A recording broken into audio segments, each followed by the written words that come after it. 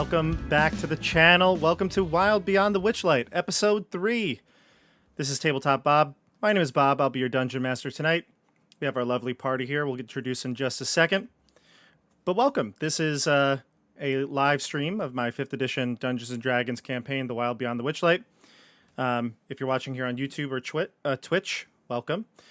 We have quite a bit going on here on the channel, which before we get into anything tonight, I have a couple things to chat about. Ready to hear about them, everybody? Always. Go on. Always. Actually, well, you won't be able to see it because I forgot to put it on the camera again, but I'm that's still okay. ready. It's there. We can act surprise for the screenshot, for the thumbnail. Here it is. Episode 52, The Doom of Iriel Larthus. The Icewind Dale Rime of the Frostbane campaign is coming so close to the end. And if you are a DM that's running this campaign, well, we're here. We're at the end. If you want to see how, I don't know. I want to say it's the way it should be done, but it's definitely going to end soon. So if you want to see a way that it could be done, we're streaming that every Tuesday night at 8:30 Eastern Standard Time here. Hey, congratulations on hitting 52, officially a year of in-game playtime, sort of, in a way. 100%. Yeah. An achievement. That's awesome. Also, I think every way that D&D is done is the way it should be done. I don't think there's no wrong way. That's a good point. It's like being a doctor. Like you could just, there's no wrong way to do it. Sure. That's an accurate metaphor, right? The best one I've heard so far, actually. Maybe if we're talking about doctors in the Middle Ages, perhaps. That's the only ones I see. Well, If I don't see a surgeon barber, I'm not seeing anybody. exactly. Sweeney Todd-esque. Yeah, Bob, Dasha, you're gonna... The end of this week's episode, I think that's the hardest I've laughed in a really, really long time. Oh, the episode 52? Yeah. Yeah. It was pretty entertaining, I gotta be honest with you. Yeah, it was incredible. No spoilers, but there was a lot of improv. So that I'll just say, check out episode 52. It's up on YouTube right now. And I don't know how long that's going to go on for. It could be a couple more weeks, could be maybe a month, but it's coming to an end. And so if you want to hop on, see the ending, join us on Tuesday nights. And then once that Icewind Dale campaign is done, this campaign will be switching to weekly Tuesday nights. So lots to come here. Very exciting. Don't forget to like and subscribe to the channel. Hit the bell for notifications. Now let's dive into this episode, episode 3 of Wild Beyond the Witchlight. Let's introduce the characters, and then we'll do a quick recap. Let's start with... Let's go out of order this time. Let's start with Christian. Ooh. Christian, who are you playing? Hi, everyone. I'm playing Boomy, the Azamar cleric, who is just trying to find his way through this carnival. Excited. Yeah, and Boomy is the cleric of the group. Yep. Asimar cleric. I have your stats posted right here, so everybody's in awe. Hopefully. Apparently, these are great stats, I've been told. So this is trying to be the tank / healer of the group. Let's see how that goes. Looking good so far. Looking good. All right, now we go to... Let's go to Dasha. Hi, everyone. I'm playing Siggy, a fairy rogue, and she had some mildly traumatic experiences in this last episode. She's not having a great time. She almost got kicked out of the circus tent and of the big top, and we'll see where she goes if she mentally recovers in this episode. Yeah, she had a bit of trauma resurface, so we'll see how she can react now that someone's in danger. That's where we left off last time. Mm-hmm. All right, so now we go to Mike. All right. So I'm playing Boppy. I'm sure everybody is super excited to be able to see Boppy every week once that change happens. As the obvious de facto leader of this group, he is touring everybody through the carnival, but is realizing after the last incident that even though he's the one with the intelligence score of an 8, he may perhaps be surrounded by idiots, based on several reactions in the big top. Yeah. Yeah, I think Boppy disagreed with quite a bit of what Siggy did, so Nothing Yeah. new there. And Randall, That's why you can never trust a fairy. some would say. Randall, who are you playing? Hello, everybody. I am playing human bard Quentin Queen, a bard who likes to talk and is pretty good at it. But also tends to get himself a little in over his head, like getting kicked out of the circus tent after trying to use some magic on a very large angry clown last time. Yep. Thako, or Thako, the clown. Echo. Now, I will say one Yes. thing. We do have a new art piece for your token. We found it from the artist Sharon Dula. The link to the artist's DeviantArt webpage is down below. I always like to give credit where credit is due. So if we use anything, a map, a piece of art, I would like to credit that person. So you could take a look at their whole gallery down below. Yeah, please do. They do amazing art. I had found their art actually from finding this piece, and honestly, I fell in love with a lot of their stuff. They do really good stuff. Yeah, I took a look at it too. Really, really like highly detailed images. So really great work. Check out links down below in the description. Okay, everyone. So here we are. We're ready to start. Let's recap what we did last week. Last week, we had the Big Top extravaganza. And during this extravaganza, a couple things happened. Well, actually, we should take a step back. You encountered a very mysterious Kenku who was stolen the voice of your friend Candlefoot. Correct, Boppy? That is certainly correct. I threw him right into the lake. If I had known what he had actually done, I think I might have done a little more. Right, exactly. You learned after the fact that this Kenku, while Kenku can mimic, something's going on here because there were words and phrases that you probably assume Candlefoot has never said before. So there's something afoot, and you are trying to figure out what's going on here in the carnival. Then you went to the Big Top. Boppy was at work, going through with Candlefoot, miming. The rest of the group was called up at the end to perform some sort of talent that they had. And I think the talent Boomy had was juggling, correct? Yep. All right, so you were an Juggling expert juggler. Flaming Juggling. axes. Yes. Yes. Who blew everyone away with. Seemingly flaming. They were not actually flaming. Yes. But no one else knows that. Boomy was as shocked at his ability as the rest of the crowd. And he That will was happening. never, ever be able to do that again. Nope, It 'cause only you- took every spell slot I have. and a nat 20. Yep. If I'm not mistaken. And then right at the end, Mr. Light, one of the owners, the two owners of the carnival, who was kind of the MC of this event, Siggy, what did you do to Mr. Light? I was provoked, okay? Okay. Would not have happened if he had not said some things, and I believe she threw an axe at him and tried to like pin his cloak down and get up in his face, up in his business. Did not work super well. Got kicked out by Thako, the giant scary clown, and this brought back some traumatic memories. And she's a little bit shell-shocked right now as Yeah. a result. And then we're just about to call it a night when there was a danger, call for help. Someone is in danger at the Dragonfly Rides. And so that's where you're headed right now. And I believe, while Boppy, I actually couldn't remember this while I was logging on before.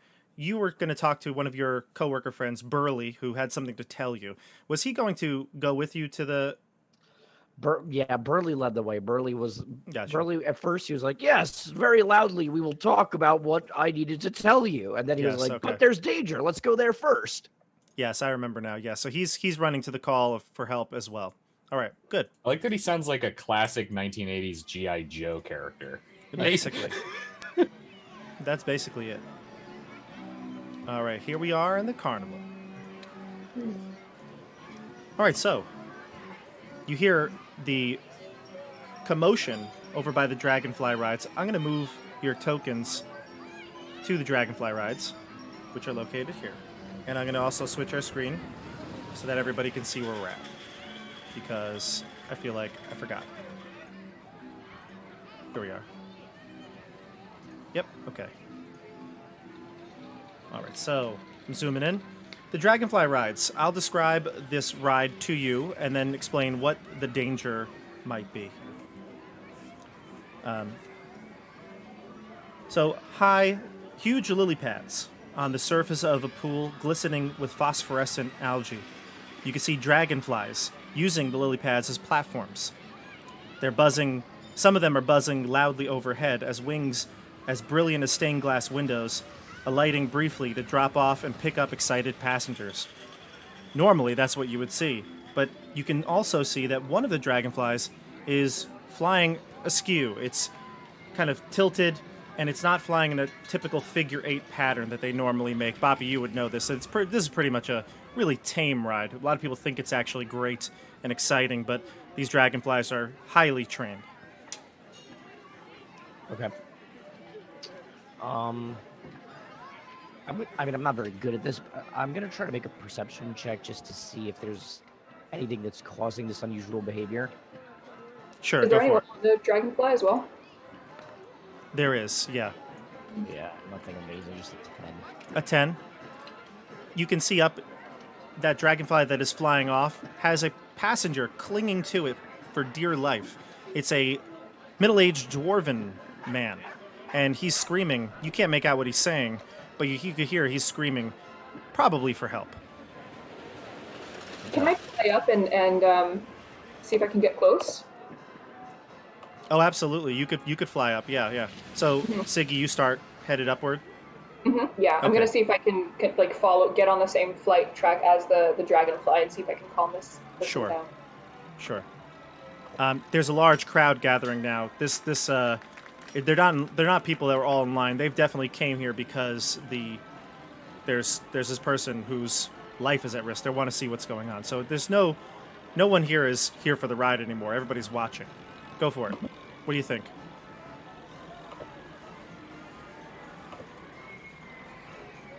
So Siggy, Yes, I guess I'll go up and see if I can. Am I able to like follow along next to the dragonfly? Is that possible? yeah. So you fly up hundreds of feet up. It takes you a few rounds, but you get up close to the dragonfly, and you're kind of following it. It's moving pretty erratically. Is there anything wrong with it that I can see, like a wound or something causing it to be in distress?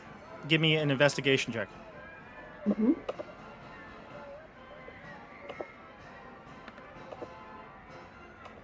A 14. You can't see that it's injured. It doesn't look like it is hurt in any way. You don't see that it's got something like that's not supposed to be on it. There's like a saddle that the person would be strapped into.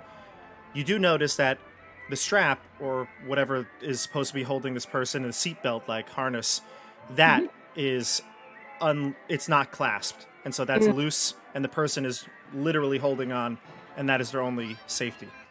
Can I make an animal handling check to see if I can try to soothe the dragonfly somehow as it's flying to calm it down and bring it back to the Sure. ground?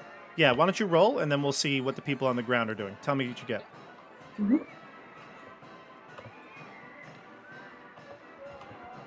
I got a 12. Okay, we'll see how that works in a little bit. So down at the bottom here, you see Siggy fly up and start to get close to the dragonfly and the dwarven passenger. What are the three of you doing? Oh, she's gonna mess things up worse than they already are. I'm gonna look around and see if there's like dragonfly handlers or somebody who's in charge of this. There are, yeah. In fact, you see Northwind, the treant, and the squirrel Red, the ones that you saw at the entry. They're not workers here at this ride per se, but they're looking on, and the treant especially looks concerned. So does a squirrel. There are, let's see here. Yeah, you also see the clown that's got fairy wings that's supposed to be running this ride. We'll say his name is Happy. Okay, I'm gonna run up to Happy, I guess. I'd imagine Burly's probably with me. Yeah, Burly will run with you. Yeah. And I'll say, Happy, what's going on with this dragonflies? Why is this guy about to fall to his death? Please enlighten me. Happy seems very concerned as well. Hands kind of like on his head. He looks over and he goes, I don't know. There was some strange bird creature here. It was bothering all the guests. And bothering all the dragonflies. I told them to scram. When you say bird creature, are we talking like an eagle, or are we talking like one of the ones that can talk? Oh, it could talk. In fact, had a real nice voice. Oh no, did it sound like a very jazzy, smooth kind of voice? That's it. This guy's causing problems wherever he goes. Alright, we need to do something to save that dwarf, otherwise we're liable to have to deal with the Lawyers Guild out of, Baldur's Gate, or whatever. Burly And says, they moved their new office, their main office, to Candlekeep, actually. the lawyers, they moved their Yeah, offices. yeah. Well, we don't want to get in any trouble here. Burly will chime in and say, we got to make sure that dwarf has no harm come to him. What can we do? I was going to see, could I run towards a dragonfly that may be down, like parked, and see if I can hop on and maybe steer it, like try to go towards Siggy. Sure, you can Animal you can handling. actually get to one of the closer lily pads from the dock. There's a dragonfly waiting there.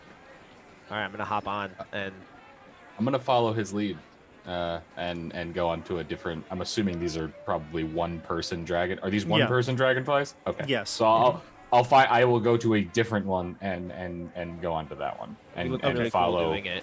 Boomy. Okay, great. So the two of you hop onto the nearest dragonflies, and there is a harness, a seatbelt, a clasp that connects you to it, so that way you can't fall off. That one is.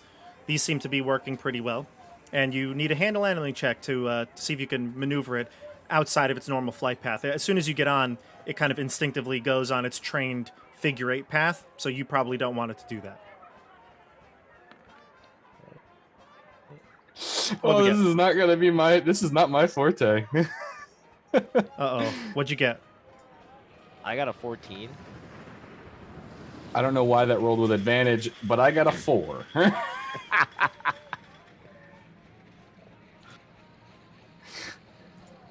Not sure why I didn't expect an animal handling check. So your animal just doesn't listen to you. It's continuing on its flight path. You're like kind of kicking it, trying to spur it along, and it kind of like, I mean, I don't know if a dragonfly has a neck, but it basically gives you the equivalent of a look back, and it gives you an evil eye, many eyes, whatever, evil, all of them, and it just doesn't listen to your commands. It's just following that figure 8. So you're flying off in a different direction right now. Christian, what'd you get? I got a 14. A 14. So you take it off its flight path, and you're approaching the dragonfly that's you're in pursuit of. You can see Siggy now, kind of shadowing that one, trying to calm it down. All right, I'm gonna try to get as close as I can. I kind of check as I'm kind of getting close. I'm checking my bags. I don't seem to have a rope, so I'm gonna yell to Siggy if she can bring the broken harness piece towards us, so I can kind of like grab it and maybe help guide it back in, or Use it like a know. lead. yeah. Gotcha. All right, so you're getting closer. Siggy, when you tried to calm the animal down, what did you attempt to do? I think she would have gotten like right up alongside its face and maybe like started petting it on the head as it's flying, trying to make it relax, make it calm down if there's something like that's scaring it, that's causing it to fly like this. Kind of maybe even just like hugging its head basically, and petting it. Right, trying to like comfort it and get it to calm. So Yes. you tried, but this thing bucked you off, and you've been flying alongside it ever since.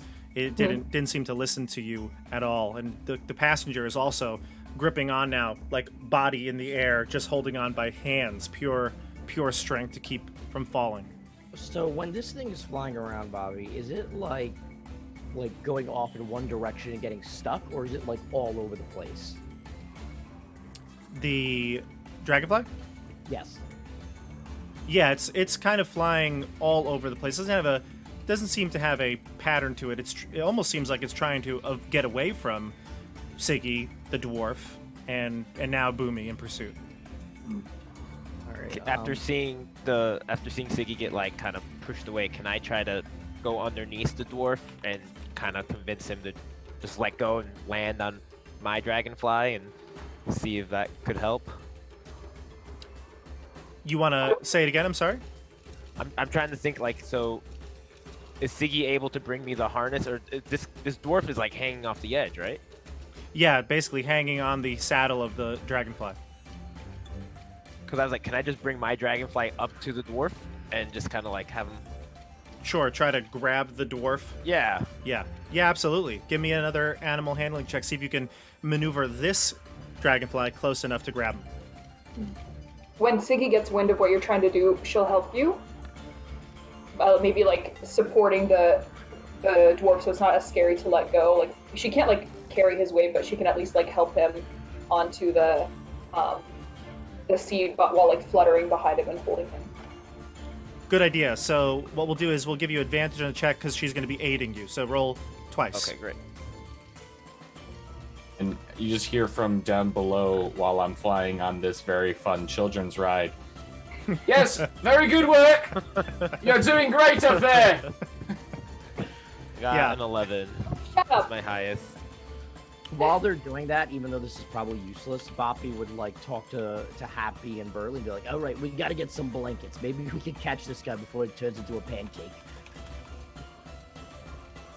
So what would you like to do then to prevent if he were to fall? I don't know, is there any sort of tapestry or tarp or anything that we could like kind of stretch out nice and wide so that if he did fall, he would like land in that?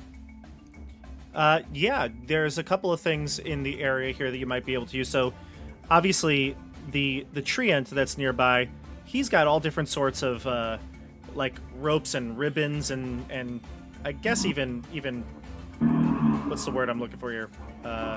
Banners hanging off him because he's the one who gives out the gifts at the beginning. So he might have some material that you could use. Yeah, hey, Barkface, give us something to catch this guy. The treant, he gets up and he looks over at you and he says, "I don't like the way you've talked to me, but You're gonna let somebody die because I did. but your I thing. will help Fuck. because I care about the life of that dwarf. Yeah, that's what I thought. All right, let's go. What can I do?" Give me one of them banners and hand the other half to Burly. We're gonna see if we can catch this guy if these nincompoops, let him fall. Sure. So he'll stretch out his banner that says like "Welcome to the Witchlight Carnival." It's wide enough. It's like maybe 10 feet wide, and he can give that to you and Burly. He'll hold it if you would like because he's taller. But Yeah, he can definitely help out. okay, so where do you want them to go? You want to like go try to get underneath the Yeah, dragonfly? I mean, if there's a specific area it seems that this dragonfly is kind of like focusing on, we'll like try to stretch it out under there. So they'll wade into the water. Burly and the treant are actually pretty tall, so they'll wade in as far as they can and hold up that banner above their heads to try to catch the person if they were to fall. And I assume Boppy is directing them, this way, Yeah. that way. No, right. guys, you're going the wrong way. Go to the left. No, my left. No, the other left.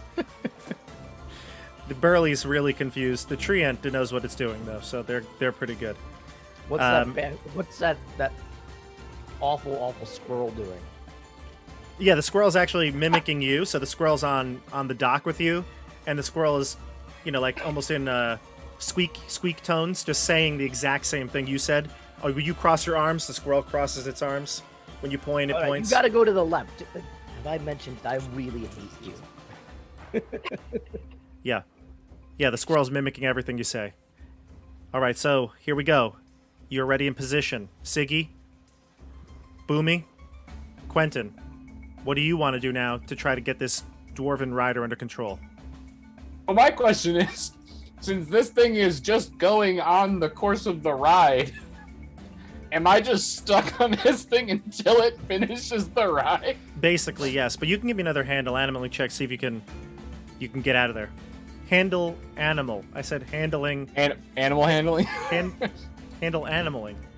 Handling animaling? Handling animals. Yeah. Handling animals? Well, Okay. See if you Just can get like- back on course. Gonna like just talk to it. Come on, please. I really don't want to be on this ride. I would like to do something helpful. Go that way. And I will try to get it to listen. Sure. Only it spoke common, or Yep. one of the other many languages I speak. Nope! Man, you suck at this. I am good with people and not dragonflies. You just completed your first figure 8. Am You're I, back to where you how started. high up is it flying? You're like 100 feet in the air. Oh my god! Yeah. It's like, and then, this is for children. I thought I was like 10 feet up. It's going at a very slow pace, and it's very steady. Of course there's a dwarf about to die. How has this not happened every day? This is the most dangerous thing in the world. Boppy, when's the last time they had a death on the Dragonfly Ride? Not anytime this season, you know. I mean, it happens. It's Season. Is it like any ride at Playland? Like, I don't think so. There's one of those you chalkboards walk in the into break carnival, room. There's a big sign that says days since death. Yeah. We're currently on like 32. It's not bad. 32? That's barely over a month. That's a terrible record. We It would also hit doesn't even factor in injuries. I feel like that sign would have like a fine print at the bottom. It's like 30 days since like, you know, like human death or something. Something Yeah. totally random. You know. Or like 1 day since crippling. Right. Like, Somebody, yeah. I feel like at this point I'm gonna be like I would have turned to like yell something at Quentin and then find out that he's not there. Right. Be like, wait, what's going on? So, was I not able to get close enough to the dwarf to? You were not. No, you were not. With that check, you tried to get close enough, and then that dragonfly kind of did like a barrel roll basically and shook you off. Oh man. So what do you want to do now? Does anybody here I'm know gonna how say. to cast I slow wouldn't fall? know this. Ooh, that's a good spell for this. Yeah. I checked that immediately, and I do not. Unless I can swap out all of my bard-related spells for that now. Nope. Got to deal with what you got. Unfortunately, my fist cannot make him fall any slower. That's really about the only thing I can do. Yeah. All right, so The air, speed bag the air to create like a force to slow him down. I noticed I have a blanket. I have a blanket in my pack. Do you think I could maybe like create like some sort of harness, a rope type thing to try to maybe what are they called? All right, MacGyver. lasso him. Yeah, lasso the. I mean, you definitely have rope because You have rope? every D&D player Yeah. gets their standard issued Yeah. 50 feet of rope at the D&D store when they go on their first adventure. Give me a. Yeah. Do you have rope? According to my inventory, I don't. Do you have an adventurer's pack or an explorer's Yeah, pack? that's comes what with I. rope. Yeah. They think the adventure. I think they almost all of them come with rope. I think I have literally the only one that doesn't, which is the Diplomat's pack, which honestly should probably just come with like silk rope, because I mean, Can I yell to I Siggy got a and ask if pack of, Siggy has rope? Yeah. Or maybe or could I yell to Siggy to get rope from the guys down there? the Yeah, but Riddens? do you have an explorer's pack? That's the pack that contains rope. I don't think I do because Did you buy your equipment like a la carte? yeah, Oh boy. I so got you might not have the rope. not the. You I might got not you have gotta rope. get the It was not- prefix. The explorer's pack. There was another option. Yeah, the prefix is usually the way to go. Yeah, you as a clerics also get the option of like the priest pack or something like that, which might also not. There's like 2 or 3 that don't actually That get doesn't- them. That's anytime you're going to do an exorcism, you need rope just in case. Honestly, Now I'm trying to figure out like what pack did I take? Oh, here we go. Let's see. Do you I have took rope, the- Siggy? Thankfully, I do have rope. Yes. Okay, so Only it Siggy comes has in rope. tiny size. Yeah.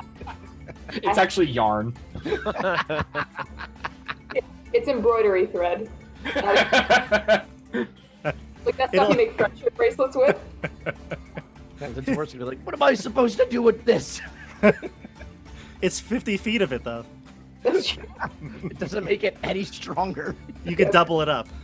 Yeah. For some reason, I have a priest pack. I don't know why I have that. Oh, priest was- pack, because you're a cleric. That's why. That's You're a probably why- priest.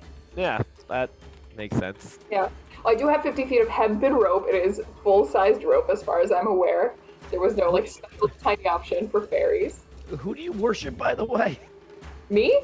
No, not you. The cleric. The priest, That's a great question. the half angel who is clearly very devout in that he gave up his rope privileges. I feel like I'm digging in my bag. I pull out a holy symbol and I just kind of toss it in the bag. I'm just like, Nope, not that one. I don't need any of this. I'm like shaking the bag out. Like, this pack is useless. I believe you the told me background you're of charlatan, where you just have like 16 different holy symbols of different gods Right. in your bag. Which one do I need Clearly, today? I haven't put much. What's your domain? I'm a war cleric. Okay, all right. And I think you said it was either Torm, right? Torm or Tyr. It was Torm. It was Torm. Yep. Torm. Yep. Okay. I knew it was a T. Yep. All right. So, Boomy, Siggy has the rope. You're going to try to lasso the dwarf before he falls to his potential death. Yes. And let's just make it a. What is the use rope? Because use rope a thing in this edition? I always forget. Is that a skill its own? Use an object. It's not a skill. If I It's an have the rope, action. if I have the rope, he doesn't need to lasso. I think I'm flying behind the guy. I can tie it around his waist. Right? Yes. Okay. So, for That's example, though, like I would need you to make a check to see if you can, in the moment, say really athletics. quick, tie it around and make the knot good Mhm. enough. That's Can I cast guidance on Siggy before she does this? That makes sense. Sure. Is it a guidance touch though, or is It it a is. range? It's touch, so I'm gonna have Siggy fly to me. Okay. As I think like- you also might still have a bardic inspiration. I believe I do. Yes. 'Cause I- So, I No, think from last I time, yeah. gave you a bardic inspiration in the big top. I think I used my last one inspirations. in there. Yeah, so I think you have a bardic inspiration because I don't believe you used it. Yeah, you've given me multiple, and I don't think I've used them all. So So let's put it this way then. Here's what we're gonna do. You're gonna go and give the one end of the rope to Christian, to Boomy.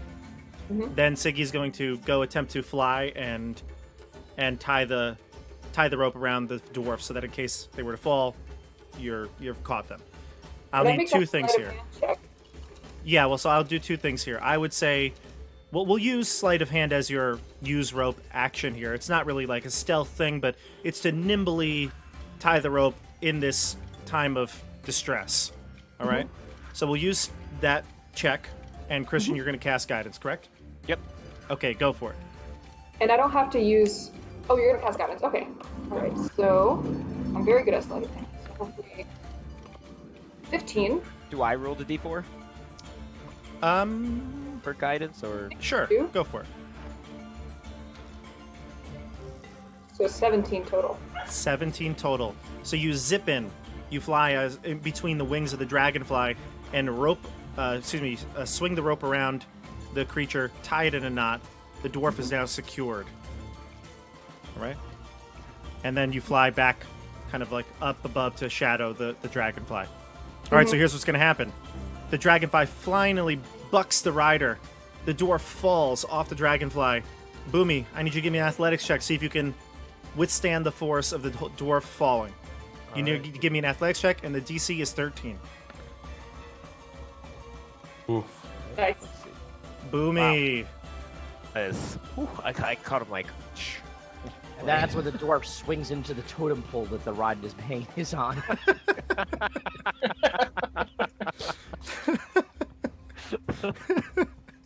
Splat. What a shame. It's What a my shame. fingers. So you kind of maneuver your dragonfly now back down to the end, and you can kind of do a drop off into the net that Boppy and has organized, and the treant and Burly will wade through the water and bring the creature back in as you land your dragonfly. Nice job, everybody. That was cool. Yes, I was integral to that operation. Can somebody stop the ride now, please? Quentin's Hello, please. I'm quite finished. Yes. Siggy will fly up next to Quentin as he's like halfway through a second figure eight and just like cross her arms and like. He's flutter just like back. fist, like cheek on his fist, just like accepted that he's stuck here. Siggy is just shaking her head, disappointed, looking at you like. Oh, hello. Are you going to help me down, please? I think you can take care of yourself. I can't. I think that this actually is quite good evidence that I cannot.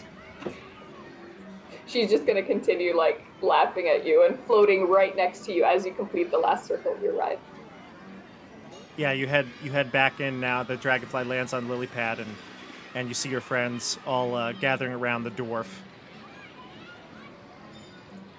I feel like I just got off the dragonfly. I'm like walking down off the lily pad. I'm like, ugh, never doubted it for a second. And then kind of just like, you know. So Boomy, when you get back down, and you come up to the group, you see Siggy flew over. Boppy, you're kind of the first person to greet the dwarf as he heads out, and he thanks you all. He says, "Oh, I saw my life flash before my eyes. Thank you, sir." I go, don't worry about it. Glad we were able to get you down safely. Yeah, all 140 vigorously as he shakes his hand. Yeah, then shaking his hand, just lift the Like whole dwarf that up. way. You're a little old for this ride. Anyways, what happened? I don't know. Like, I got on the dragonfly, and we were going around in a nice figure eight, and then all of a sudden, my seatbelt came undone, and I realized it never really properly connected. And at that point, I was worried, but, these are such steady rides that I figured I could just hold on, and then out of nowhere, it started to spin and try to throw me. Did you see a small bird, raven-like, a voice smooth like honey? No, I didn't see anything up there. No birds. You're useless. Why did I even save you? Well, I he don't saved actually me. think that you did. What are you talking about? I was the backup plan. What did you do, Prince Pretty over there? Did you enjoy your ride? It was quite lovely, yes. I understand why he got stuck on the ride. I was not trained in how to deal with massive dragonflies. I apologize. I didn't expect that to be a part of this endeavor. You're at a circus. You're gonna have to deal with a lot of weird stuff, buddy. I don't know if your particular skill set's up to tune for what we need to do. I don't exactly know what we need to do. Yeah, well, your guess is as good as mine. I know what I need to do. I gotta find this bird. I was gonna. I can turn help you to- find the bird. Yeah, I'm gonna turn to everyone and be like, do you think the Kenku has something to do with this? This is Well, the first yeah. I'm hearing of the bird. Happy said that the bird was here before things went haywire. So if I had to guess, yeah, you don't trust a Kenku just like you don't trust a fairy. I think that we have very competing ideas about those two things. A fairy just saved this wonderful dwarf here. A fairy almost just and- got all your asses thrown out of this carnival while trying to kill the entire person who orchestrates all of this. I believe if she was trying to kill him, the axe would have been slightly higher than the ground. Or But maybe also, has some a really very bad- large and drunkard bunny decided to simply watch and not even speak a word during that altercation. I'm So- sorry, but you realize that is the man who has hired me. What did you think was going to happen? You charge after him. There's certain rules you need to follow while you're here. Yes, clearly you do have very high-level employment here. Just You letting wouldn't want to know, risk this job. The fairy didn't save the man by himself. I'm just gonna throw that out there. Yeah, I apologize. Yes, I was not implying. I was not implying that it was Right now, only. okay, you stay quiet, all right? Siggy, It how do you was feel about all both this? of you.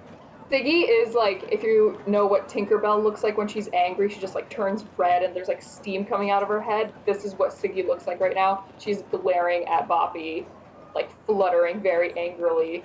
like- Don't listen to him. He's just a stupid. All right. bunny. Let's all cool down. I'm gonna like jump up on something, just like a crate or a box or something, just to be above the cut. Just everyone, can we get a round of applause for our intrepid heroes, Boomy and Siggy, saving this wonderful dwarf?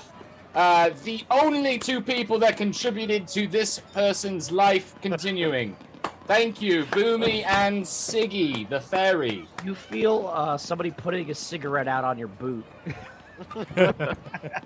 Oh. These are velvet. I kind Yeah, of you grab really- Siggy's hand, like the lift it up, but it's like I just imagine I'm like pinching it, just like lifting her hand up. Well, it's like yeah, Yeah, totally. Just yeah. I don't even realize this, so I just pull her all the way up. But she likes it. She's like, yay! Hi. the crowd. Anyways, Burly, didn't you have something to tell me? Oh, yes, we should go talk privately. Yeah, let's do that. Why don't Okay. you all wait here? I'm sure Lemon's gonna show up real soon, telling you where your musician friend is.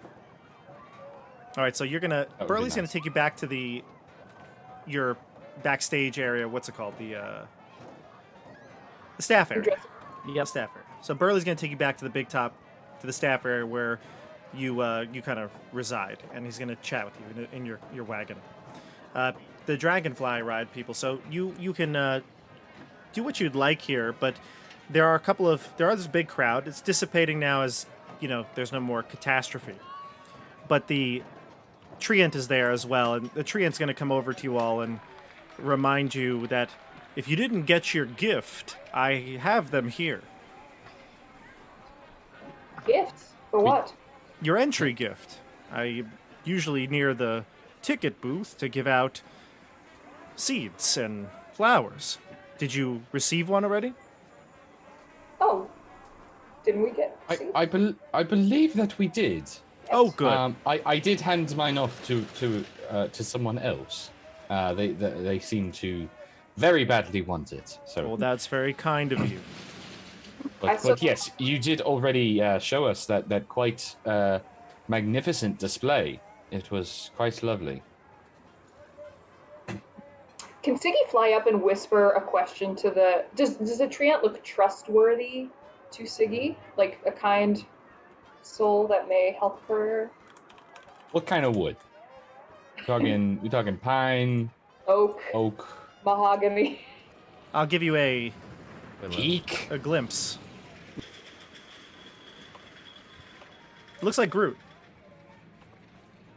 Northwind is a treant sapling, so he's not as tall as a treant, but standing on his tippy top of his roots, he can get pretty high.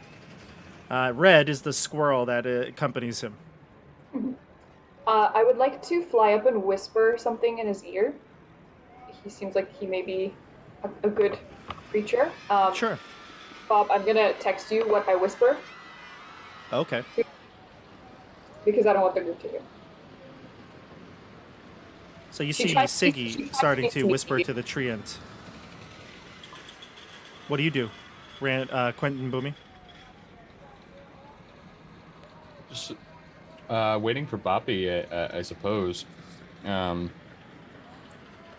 said people are kind of filtering out, like it's like people are kind of going back to their whatever they were doing. Exactly. They're going back to enjoy the carnival.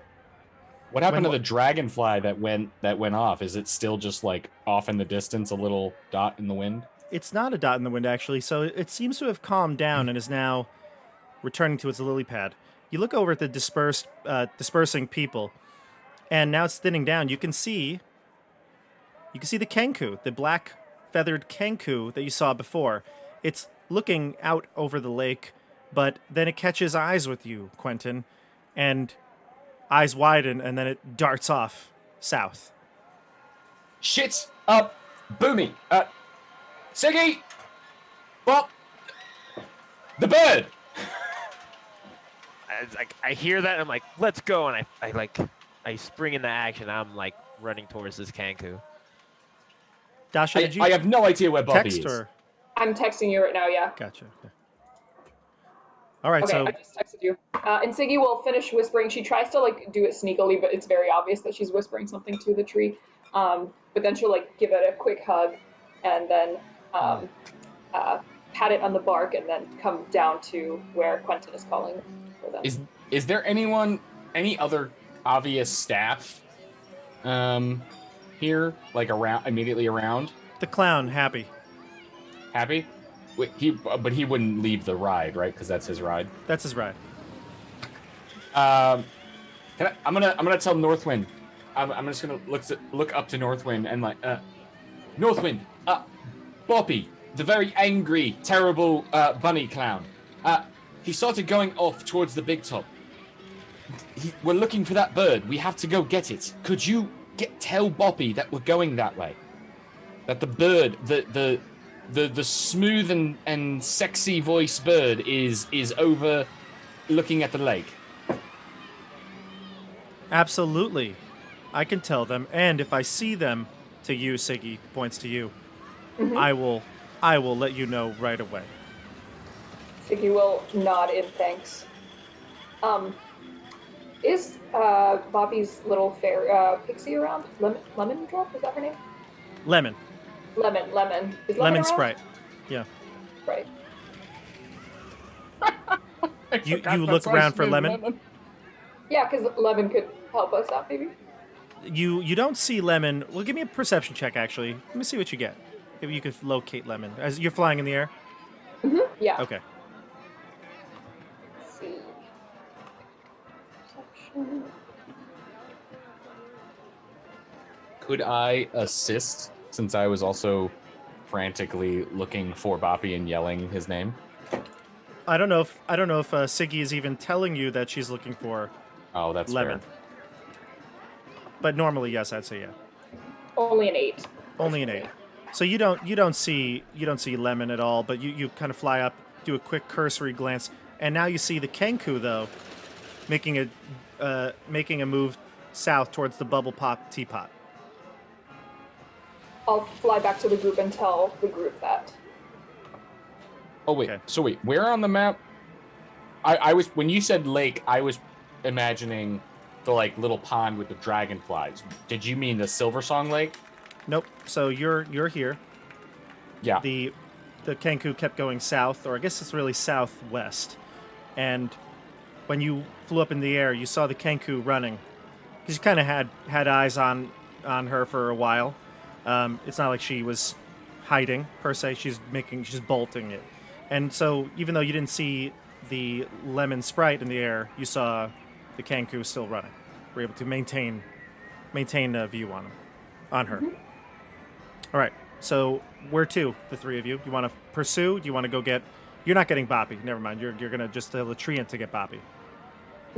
Gotcha. Okay. Good. Yeah. All right. Let's go after him. Burly sits down on a very tiny chair for someone of his stature, and he tells you to sit down. You're in his wagon. He's got a very small wagon. He must take up half of the wagon just himself. And he says, "Now listen. I have something that is for your ears, and yours only." All right, let's hear it, Burly. Okay. Do you remember my brother, Hurley?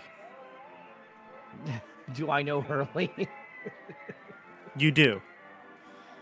Unfortunately, Hurley's brother went missing at the last carnival stop that you had. Okay.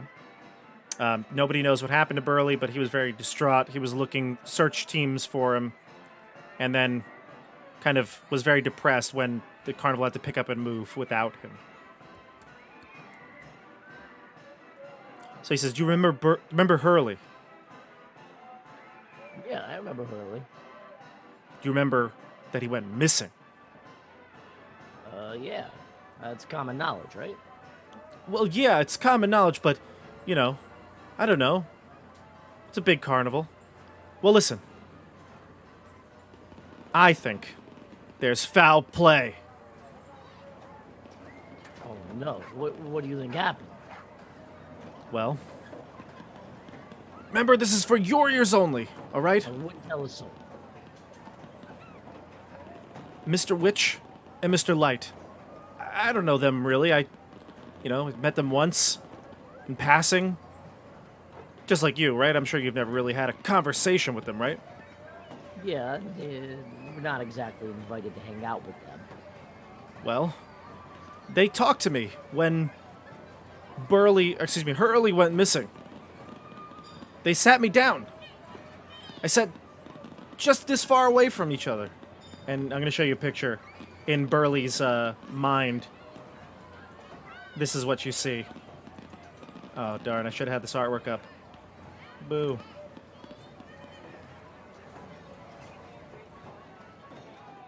Never mind. I'll find the artwork later. But you see exactly what he's talking about. There's a, in your mind, you're sitting in a wagon. You see Mr. Witch and Mr. Light sitting him down, talking to him. And he says, they told me that even though Hurley was missing, we had to move on. And that I had to forget about it. It was best for everyone. Can you believe that? My own brother. That sounds pretty suspicious if you ask me. It does. So, you know me, very stealthy. I snuck up to their wagon one night, and I heard voices coming from it. I heard the two of them. And then again, this kind of like, you go into this flashback. Mr. Witch, in a low, gravelly voice, said, "You need to find a way to calm down." Mr. Light, in his high-pitched, silly, shrill voice, said, "Well, I'll calm down when the Kenku pest is gone." Mr. Witch again. "She knows nothing. She'll get frustrated. Soon enough. And we'll be on our way." "Well, I hope you're right." "Trust me."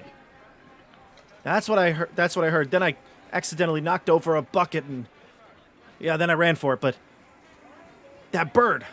The one they were talking about by the Dragonfly. I think she took Hurley. Why would they want me to move on without him?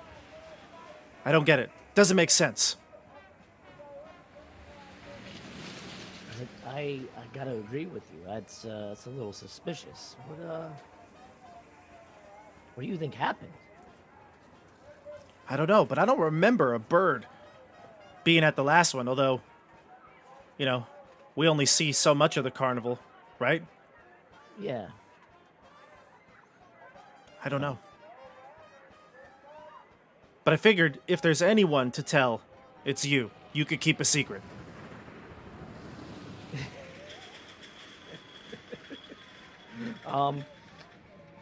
Yeah. This is something that's pretty delicate, Burly. I don't think we should, I want to look into this. We can't let them get wind of this. If they're telling you to move on, there's something strange happening. Well, what are we gonna do? Well, I think it's best if, I don't know. We need more information. Where was the last place you saw him? Well, I saw him the morning he went away. We were eating breakfast here in my wagon. But most of the people that saw him last saw him over by the Hall of Illusions. Okay, and because people get confused in there, their eyes get crossed, they might throw up. So Hurley goes and cleans that up. Huh. What, is there anybody who might have had it out for him? Well, it must be Mr. Witch and Mr. Light. Yeah, there's definitely, I mean, it sounds like it could be them, but I mean, I don't want to jump to any conclusions. We need evidence. Well, I've searched that place, that Hall of Illusions, and there's nothing in there. You know what? Maybe I'll take a look in there and I'll see if I could find anything. I got a closer eye for detail than you, unfortunately. No offense. None taken. Listen, if it were up to me, I'd tear it down to studs.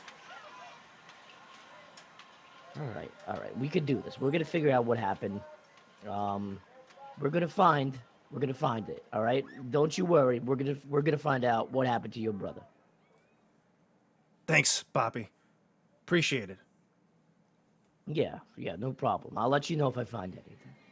All right, so then we'll go back to the group as you're exiting the staff area. Where are you headed, group? Which place do you want to go to? Oh, I'm sorry. One last thing. Bobby. Yes. Lemon. As you walk out the big top back staff area. You walk outside. You see near the carnival games right here. You see Lemon sitting on the shoulder of a very large and muscular dragonborn. She's like literally lying down, like, you know, like hand on her head, kind of laying sideways, talking to this dragonborn. When she sees you, she sits back up straight and she says, gotta go. And she zips over to you.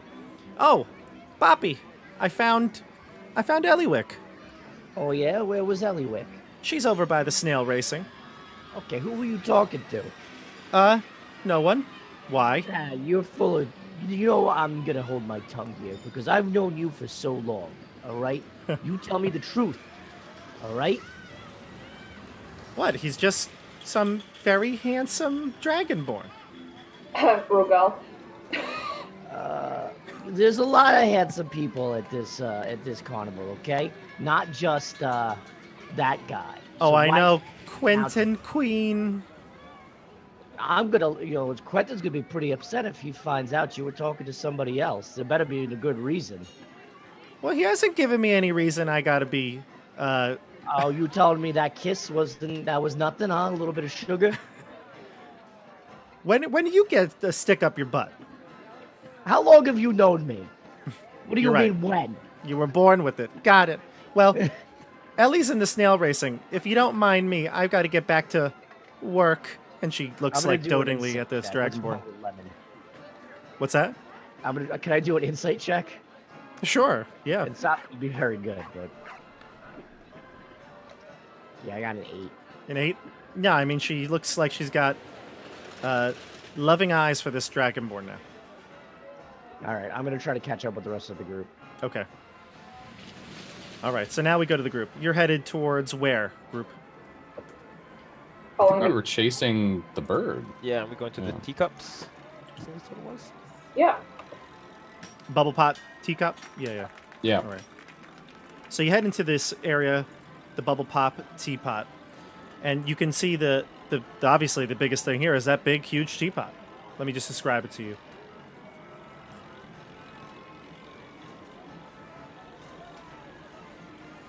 "20-foot tall teapot rests on a wooden platform. It's painted with surface whirling with a moving imagery of flying dragons. It's very different, breathing streams of bubbles. There's a door at the base of the teapot that allows entry to the interior. Those who enter emerge from the spout. Those who enter emerge from the spout enclosed in a bubble that detaches to float off into the carnival. There are 7 goblins that sit around the platform, sipping tea from mismatched porcelain cups. The ride costs 1 ticket punch as well. What happens when the bubbles pop? Well, when they pop, you'd assume that you'd fall out of it. How high are they? Up They in don't the go air? as high as the 300 Dragonfly feet. ride, but they're a way for you to kind of peruse the entire I see. area of the carnival. This whole carnival is just a ruse to kill unexpected people that want to go on a fun ride.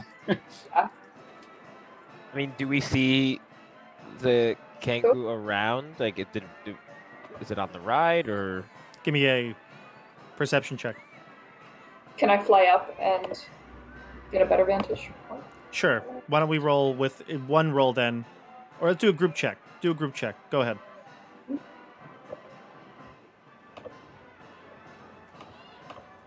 I got a 17.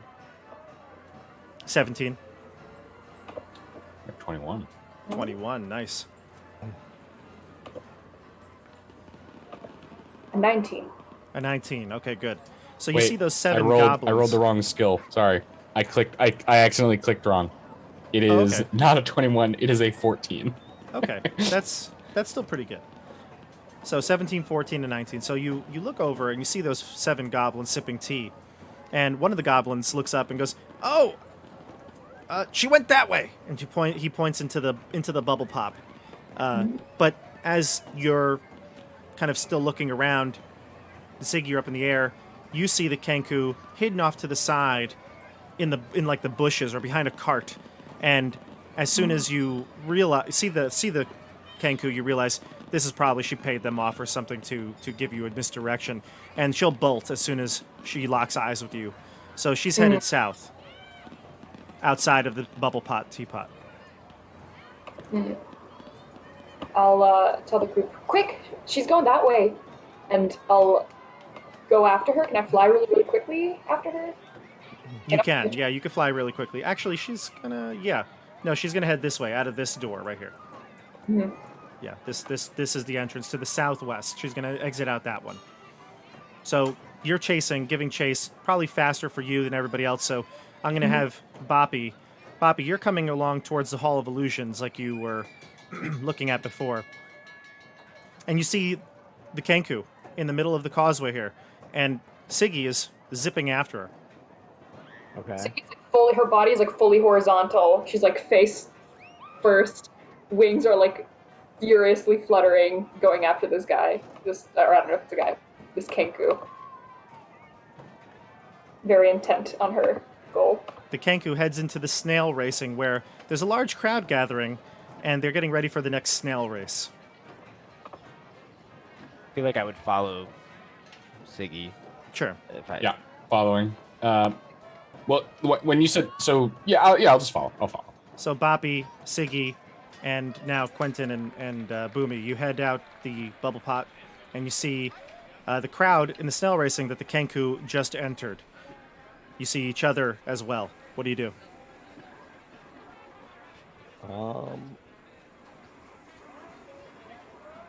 I'm gonna run towards them, I guess.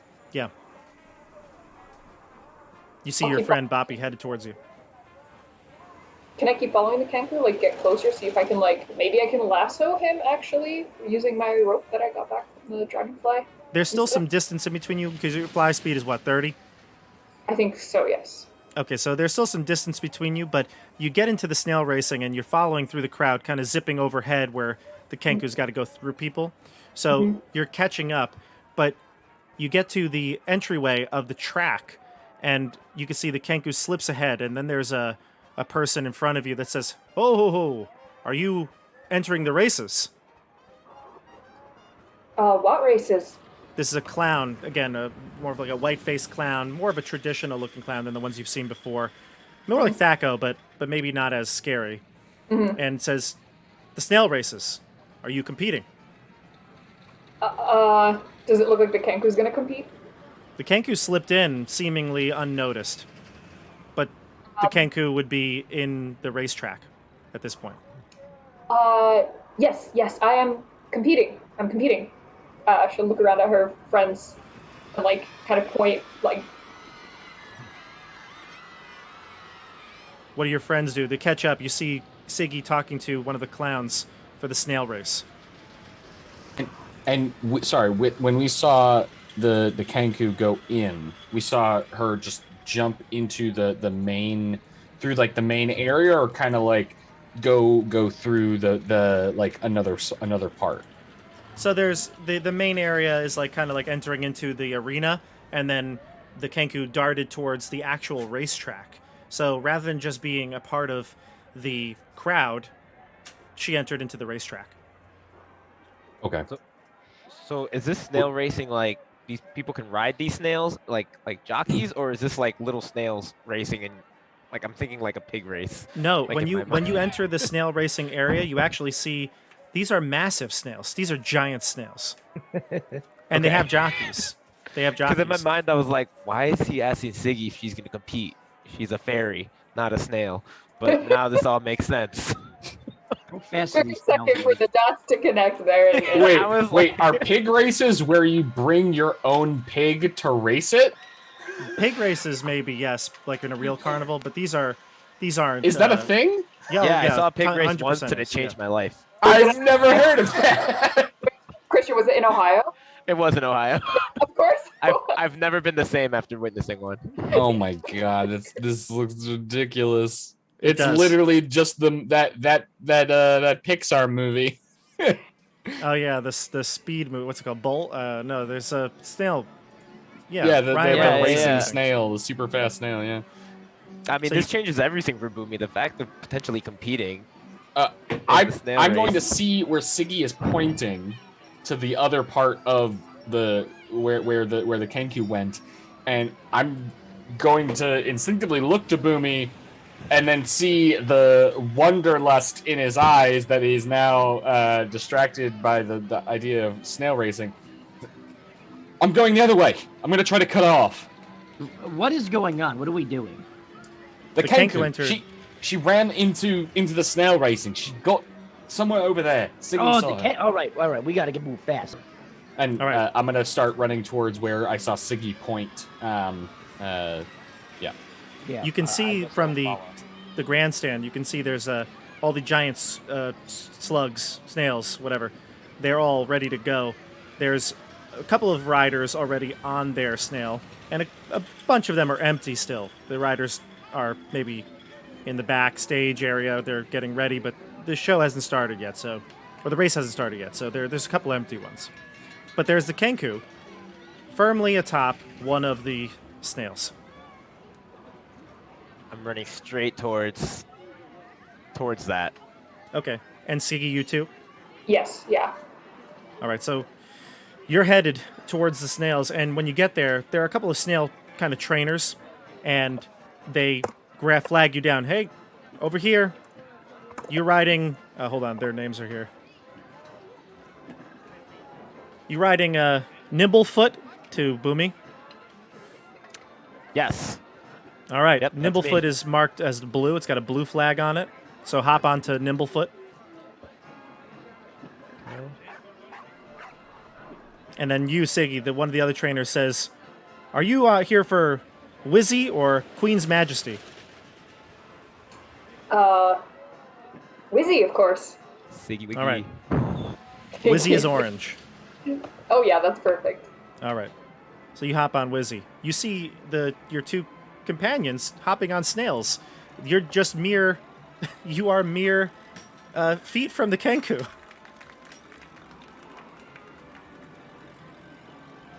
I'm gonna. Can I reach over? Like, am I close enough, like, next to kind of grab? These snails Or- are very large, so I wouldn't say you're within reach, but you're definitely within shouting distance. I'm gonna get you, Kenku. When I'm you- like I'm. At this point, I'm like eyeing the prize right now. What when is you- the prize in Boomy's mind? I have no idea, but like in my mind, I have this like idea that we are going to race these snails, and I'm gonna like hop off of my snail. Like, that is what's happening right now in my brain. And Well, Boo- you You're know, not. when you- You're not doing any planning. You're just having visual slideshow of like cool things that you can do during exactly the what's snail happening. race. Yeah, I'm imagining one of those like cowboy horse races where like one guy like gets on the other guy's horse and like pushes him off, Yeah. or like, but it's like really slow mo because Because they're snails, right? Yeah. Right. Well, I imagine that this is actually the plot to the next Fast and Furious movie. I'm assuming I'm already Totally is. harnessed in. I can't do anything besides like stare menacingly at the Kenku. Are Quentin and I seeing this? Yeah. You see your two companions within feet of the Kenku, and they're just getting on snails. What are they doing? Yeah. It's kind of like the like just like stopped running and just staring. Like, By the way, I'm honestly not sure. when Boomy said, "I'll get you, Kenku," the crowd ate it up. They're cheering. They're chanting now your name. You're riding. Who are you riding? Nimblefoot? Nimble something. Nimblefoot. Bobby, how Nimblefoot. fast do these snails move? Well, so in about fact, to find now that Quentin and Bobby, are you going to watch this race? Well, I'm trying to plan ahead. Like, There since are I a work couple of here- other snails that are open. No, I'm not racing. I've had bad luck with trying to sit atop giant bugs recently. Fair enough. So just to answer your question, Mike, so the last two riders for those empty snails come out, and they look at the two of you, and they're like, they give you a puzzled look, like, you're not Mike and Joe. and then the person who's in charge of starter says, "All right, snails to your mark," and they go like super slow mo right towards the starting line. But Mike, you've seen these snail races before. And it's as soon as the starter yells, "On your mark, get set," and then fires that gun, the snails take off, going 80 feet per turn. All right. Holy shit! All right. I am speed. This may be comical, but they're no joke. I think we should get to the finish line, and when that Kenko hops off, we just beat the snot out of him. I agree. Maybe not beating the snots, but yes, a finish line for sure. Yeah. All right. Maybe I'm jumping the gun. I don't. I am noticing that this track goes in a circle, so I think we are at the finish line, by the way. Maybe we want to divvy this up then. If the Kenku knows something's up, you might hop off. You want to maybe head to the other side. Sure, I can. I'll head to the other side. I'll try to make sure they don't go towards the swans. They seem to like those. Yeah. Hopefully Tweedledee and Tweedledum aren't too far behind. Hopefully, yes, they can keep an eye and possibly a hand on that Kanku. I'll be back there between the trees. Fair enough. When you get back, there's something I want to talk about. There's something going on around here. Sure. And he'll give him kind of a curious look, and he'll go off and just kind of jog off to the over to here. To where? I didn't see on the Oh, map. sorry. To over there in case that the Kenku tries to jump off mid race. Although I guess jumping off mid race on that snail is gonna be a challenge. Gotcha. So actually, I'm going to switch the map over here. All right.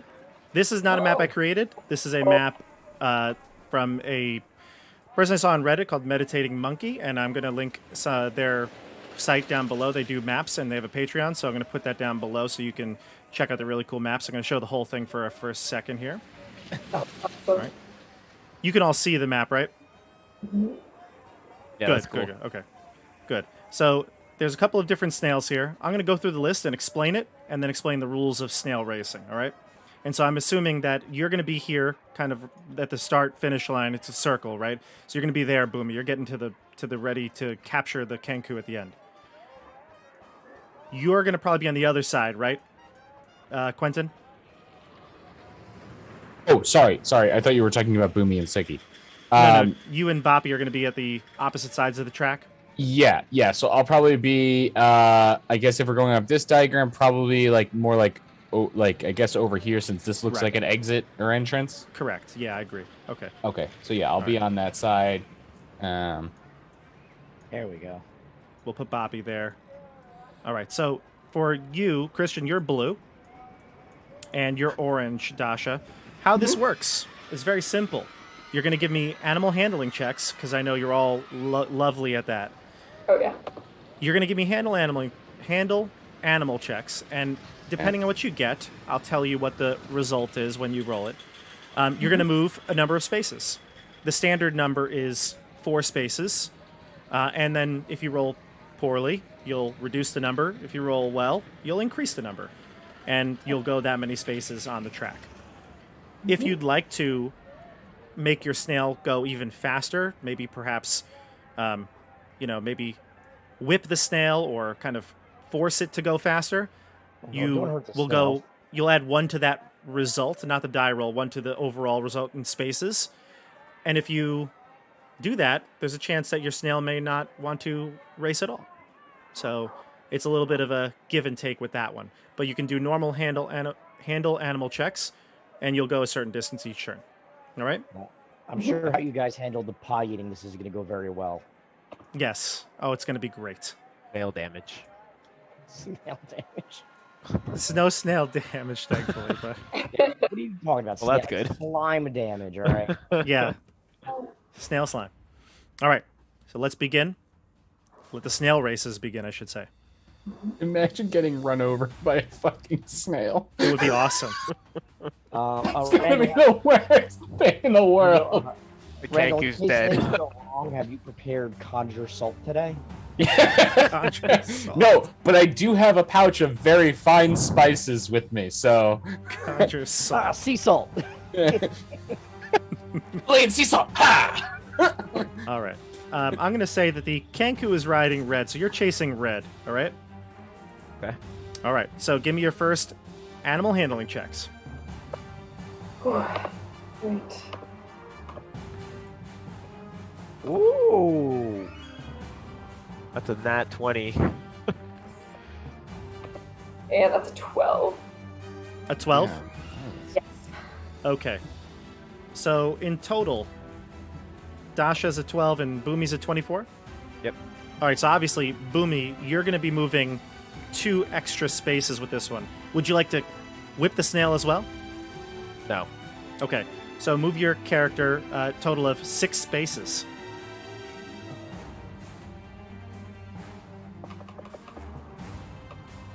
Letting me. Oh, I didn't give you. Yeah, I'll move you. 1, 2, 3, 4, 5, 6. So you're coming around that bend quick. Dasha, you got a 12? Yes. All right. So you're within the range where it's going to go the normal movement, which is 4 spaces. So I'll move you 1, 2, 3, 4. Mm-hmm. And Quentin, can you give me a roll for the Kenku? Sure. Just straight animal handling. Yes. I assume you No, just want a no, normal a D20. Excuse me. or just a D20. Yeah. Yeah. Mm. Nope. Perfect. Thanks, Right Randall. where I want. You know what? I like it. It's more suspenseful. Boomy and the Kenku and neck. All right. So, yeah, Boomy, you go off to a great start, but the only person that's just about a shell ahead of you is the Kenku. She looks back at you and waves her feathered fist. The crowd is loving it because there was the trash talk at the beginning, so they're all into it. Let's throw All my right. blue shell at the kangaroo. Next round. Anybody want to whip their snail? No. No. That's 10 for me. 10? Yeah. It's a 10 for me as well. Okay, great. Wait, I You think got a 19, Dasha. You got a 19, yeah. No? Oh. Hang on. You're looking at Boomy's roll. Okay, I got a 19 apparently. A 19? Okay, great. Yes. So, Dasha, you move 6 spaces. Right. And Boomy, you go with a 10. You're going to go the normal 4 spaces. Okay. Now, one of the snails here, one of the riders is the jockey is kind of beating the head of the squirrel with some sort of like a whip-like object, and the snail literally decides to not move anymore and starts to curl back up into its shell. And the crowd is booing at this rider. So this one's going to just move to the side. It's no longer part of the race. Can you roll me a d20 for the Kenku, Randall? There we go. Yeah. 20 again. All right. So that's just going to be, let's see here.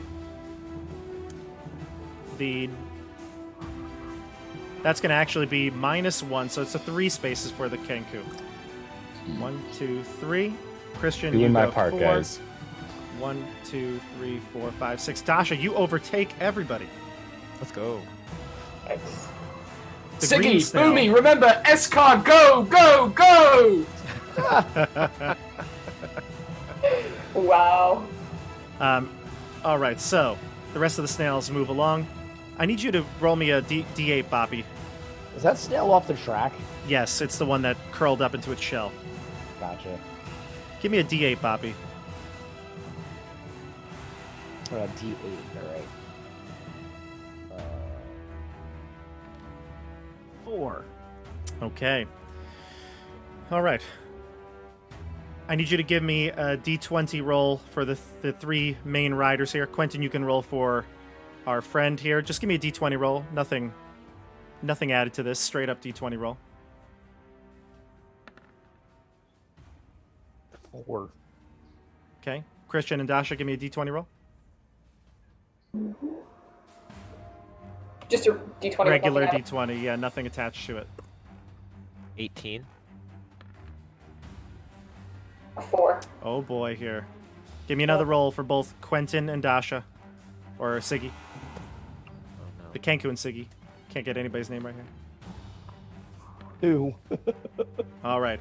So our friend, while her snail was going really great, it seems to be losing a bit of steam, and it's going to be going 1 space slower this next turn. Let's roll it. Go ahead, Quentin, Siggy, and Boomy. This is animal handling now, right? Mm-hmm.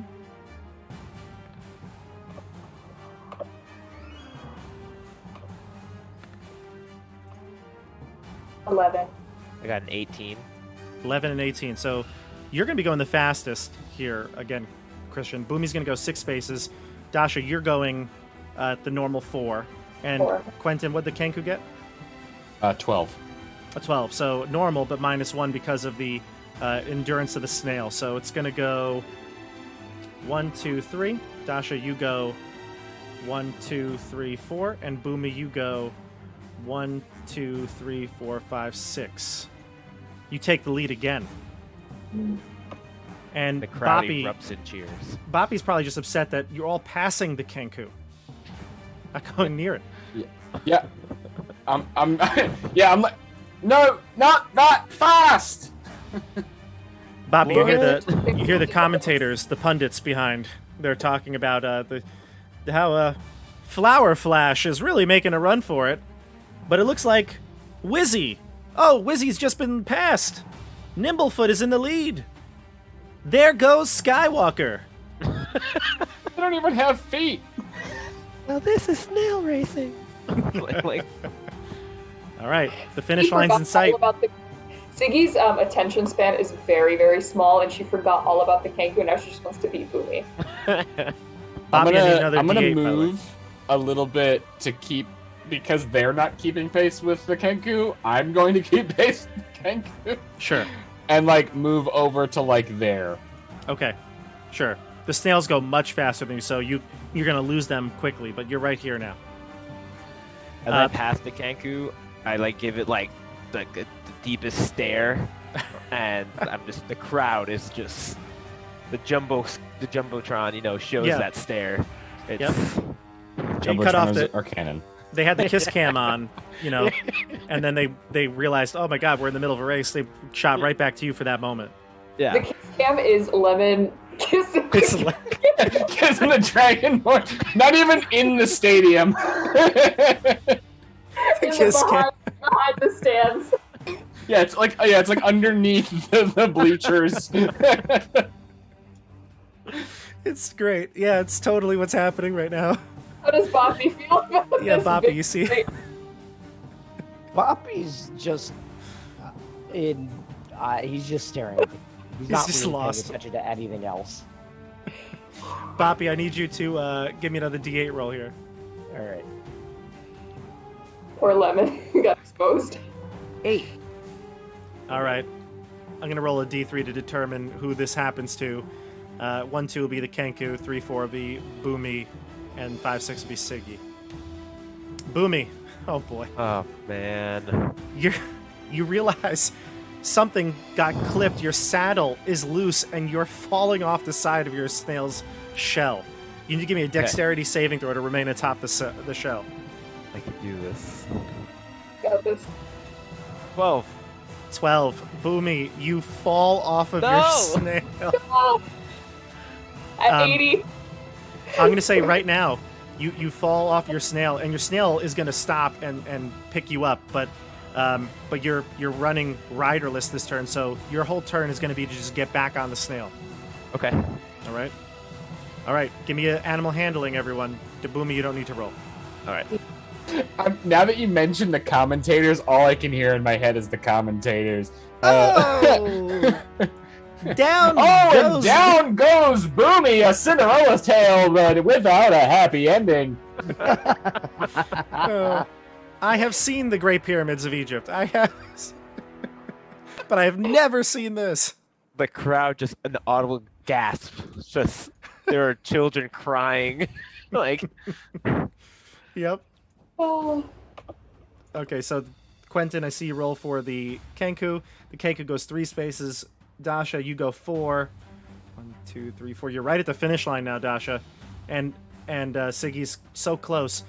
Boomy, you get back on the snail just as the Kenku is approaching. The rest of these riders are they're out of it. Except for actually, you know what? Let me see if Wonder Rider does really... Let's see if Green can do anything at all. Nope. Green only moves 2 spaces, and the rest of them are all going to follow along. All right. Dasha, you have you have the finish line at your fingertips here. Boppy, give me a D8. Maybe there's a surprise here. We have a 4 again. A 4. All right. This time, I'm just eliminating ones that are new, or excuse me, that we've used already. So this time, a spectator throws a head of lettuce out at your snail, Dasha. Give me a animal handling check to make sure that snail doesn't stop to eat the lettuce. My cabbages. You need to give me a 13 on this. Okay. Can I give it brought my in a head of lettuce? Can I give it my leftover cupcake to distract it instead of the lettuce? You could. You could. Can I do that instead? Like because I had the special cupcake that I won, or whatever it was, pie, but I had the half that I had left that I stuck into my bag. Can I throw it past the finish line Yeah. to distract it from the cabbage and make it like cross the finish line? Yeah, give me a... I'm going to say animal handling. Animal handle, okay. Again, need a 13 to make it go. Nothing has changed. No, sorry. With advantage. With advantage. I apologize. There Because you go. because who doesn't want a cupcake? Yeah. It's a we died 5. for him. Oh, Oh! Close. with 12 with the advantage. Dasha, the snail, sees the cupcake, but Wait, I couldn't have used my bardic inspiration, could I? Because I knew it would. I knew the number. You told me 13. oh, right. Sorry. You know No, what? it's okay. It's okay. Yeah. It's all- So you know what? You throw your cupcake, it splats on the floor, and the snail. You realize this is actually a raw vegan snail, and it's going for. It doesn't want custard. It's going for the lettuce. So you will not be moving this turn. Okay. All right, Boomy and Quentin, give me a roll for the Kenku.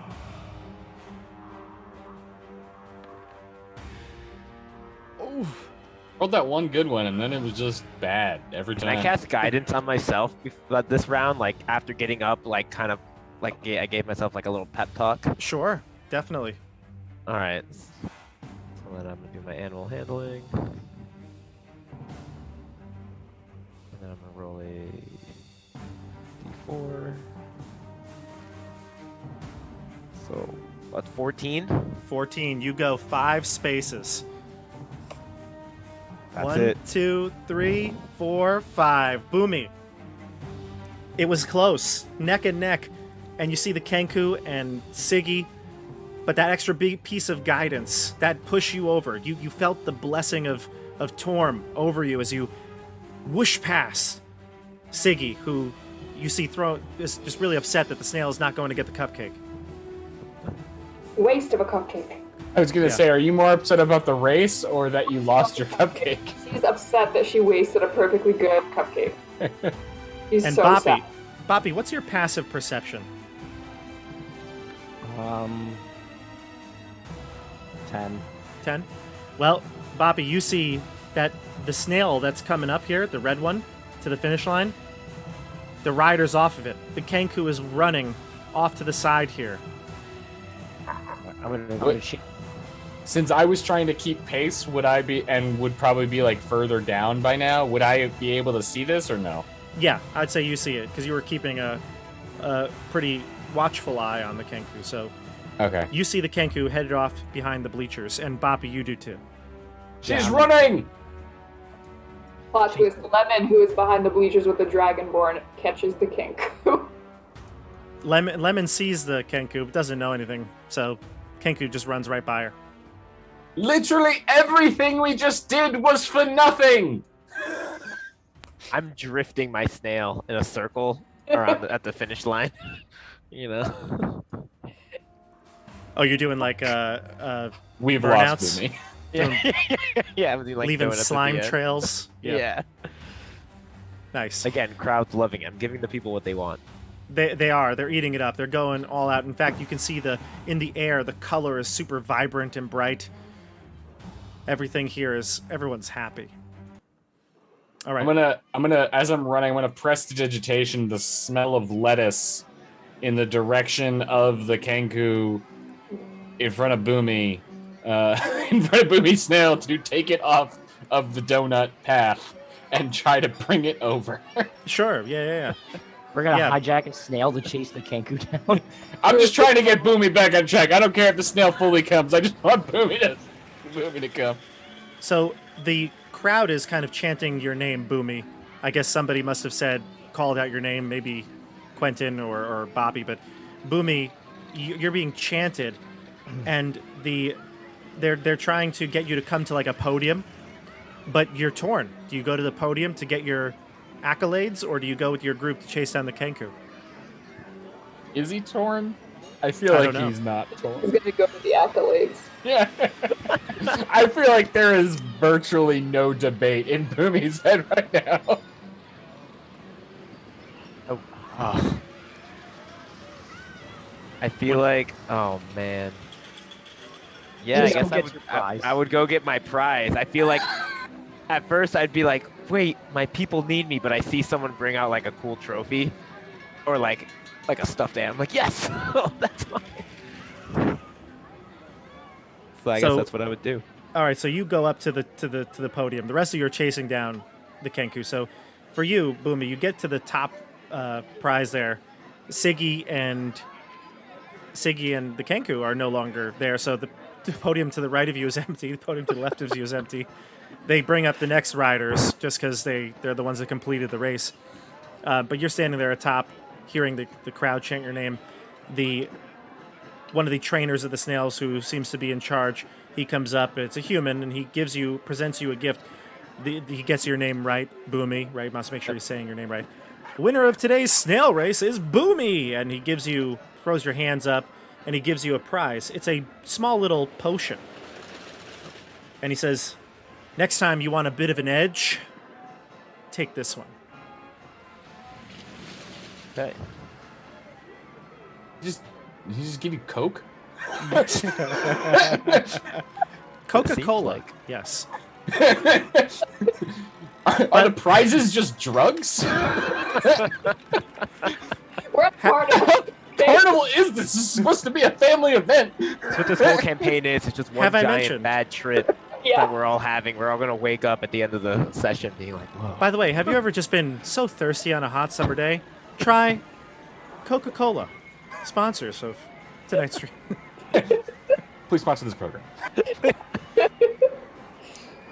This is just water. There's a poor Just Pepsi water. exec watching this being like, oh, we got to it first. We had the paperwork drawn up already. I actually, to be honest, I actually prefer Pepsi. No. Oh man, we have a Coke product as a character in this game. It's just a Mets cup, and so I guess they have Coke there, but, you know. All right, so now we go to Boppy, Quentin, and Siggy. You're chasing down the Kenku outside. You get behind the bleachers to go towards the exit. And standing in front of you, you see Eliwick Tumblestrum. She's sitting there right at the entrance, strumming her guitar. And she looks over at the group. She doesn't really make too much of the fact that she sees you, but she does give you a brief look and nod as you're running towards the exit, chasing down the Kenku. What do you do? Siggy's gonna like grab Quentin's collar, like, look, that's who we're looking for. I'm gonna run past. I'm gonna run What? past and continue to face the Kenku. So you pass Eliwick because you've seen Eliwick before. She's not special. You run past her. What does Siggy and Quentin do? Siggy's like full stopping in midair. Why did you grab my collar? Grab any other parts of my clothing first. What? What? Oh, the bard. Yes. Maybe she'll be here when we get back. We have to stop. We have to get the Kenku. I don't. Bobby can't do that alone. He can barely mop a floor alone. He'll be fine. He's been picking up garbage for the last 13 years at this carnival. Clearly, he does not have ambition. He'll I be just- fine. I just realized, but Mike, on Zoom, your name is the only person not trying to get kicked out of the fair. Yeah. That's accurate, probably. I'm Probably gonna accurate. okay. I'm like look to Siggy like Siggy like giving like a hard stare. All right, fine. Well, why don't we tell Eliwick to wait for us, and that we'll be right back. Okay. Compromise. Compromise. Compromise. He'll start running over with Siggy to Eliwick, and All right. and Eliwick, I presume. Yep. She nods. My name is Quentin Queen. This is Siggy something. We are apparently here on your behest and on your wallet. We do have a bit of a pressing matter, though. Could we please? We would like to speak to you. We have quite a few pressing things, but we have to take care of this. Could we do that and then come back? Will you be here? I'm not sure where I'll be at any given moment, but I think we'll find each other again. Maybe after the crowning of the monarch. Ideally, I would like to speak before that, but so you don't know where you'll be at Only any fate- moment. Only fate can tell where I'll be. Are they giving you any hints? Who are you referring to? Fate. Oh, fate. Yes. He's just like that, like eyes closed, like forcing it out. Yes, in fact, I base my whole life on trusting fate. Look, it's quite fortuitous that we ran past you while chasing this person. Might you think that perhaps this person is so important that if we had not been chasing them, we would not have run past you? Which means that the import of catching them is extremely high. And maybe, just maybe, this was supposed to happen, which means that we're supposed to talk. And this is fate, which would probably mean that you should wait here until we get back, right? Isn't that the beauty of it all? Siggy might suggest that Quentin go with Boppy, and Siggy's going to stick around and wait for Boomy with Eliwick. She Perhaps? strums her guitar once more and says, I don't know. I don't know what's right. You have to choose for yourself. But I can tell you for sure, we will meet again. All right. Well, this was incredibly unhelpful. Yes. Sure. Siggy, you can stay, and I'll go, or the other way around. Yes, you go. I'll fly up and find you later. All right. I'll run. These boots are going to be ruined after today. All right, so you run off, and you catch up to Boppy. Boppy, you see the Kenku head over towards the Hall of Illusions. Yeah. And the Kenku will enter into the hall. Oh, this is going to be messy. All right, I'm gonna go in after the Kenku. Sure. As you approach, place your tokens on the map where you're all supposed to be right now, because I want to make sure we're all in the right spots here. We've got Dasha and Christian down below at the Snail Racing, and now we've got Boppy and I think your tokens are actually already in there. They are. All right. So at the Hall of Illusions, let me describe what you see.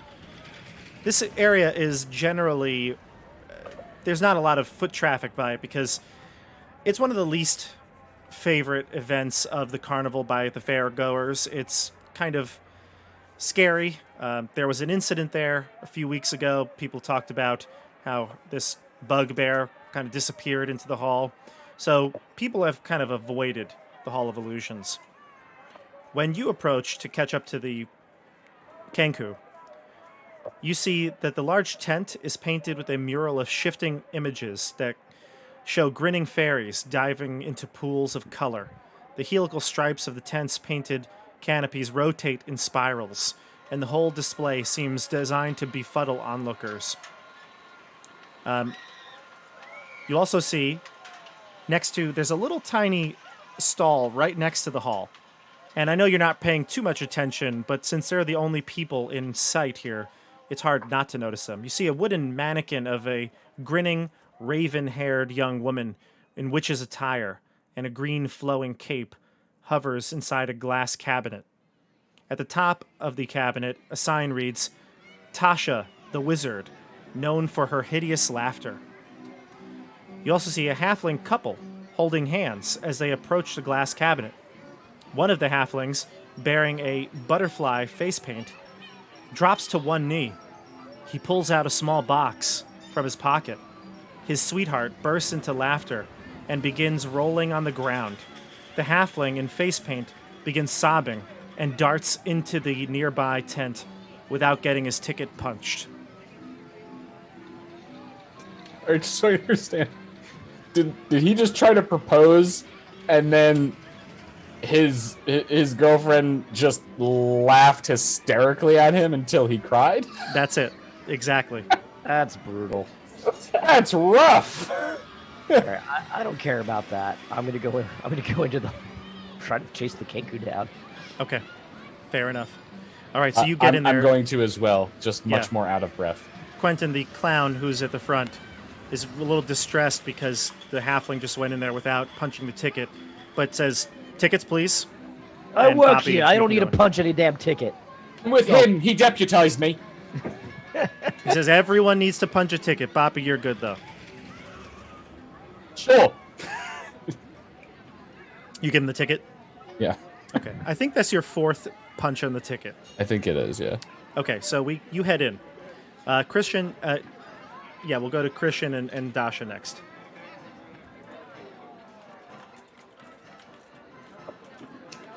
All right. So the two of you run up to Ellie. Now, Christian, you bring your little potion that you were given of cocaine, and you head up towards the front. Siggy, you see Boomy approaching. What do you do? I'll frantically wave him over. Look, it's Eliwick. I'm gonna say, look what I won. I show the potion to Siggy, not kind of processing what she just said at first. She says to you both, "Yes, I know you. I saw both of you in a vision. And your friend. Not the rabbit. What vision? Why did you pay for our tickets? You see, when I play this guitar here and she starts to strum a tune, I can get glimpses of the future. And I saw that the three of you were instrumental in providing great change. Change for the better. For this carnival? Not just for the carnival, but for the domain of Prismere itself. Does Siggy know what Prismere is? Yeah, I'm gonna kind of look and confused Give me at a that. history check.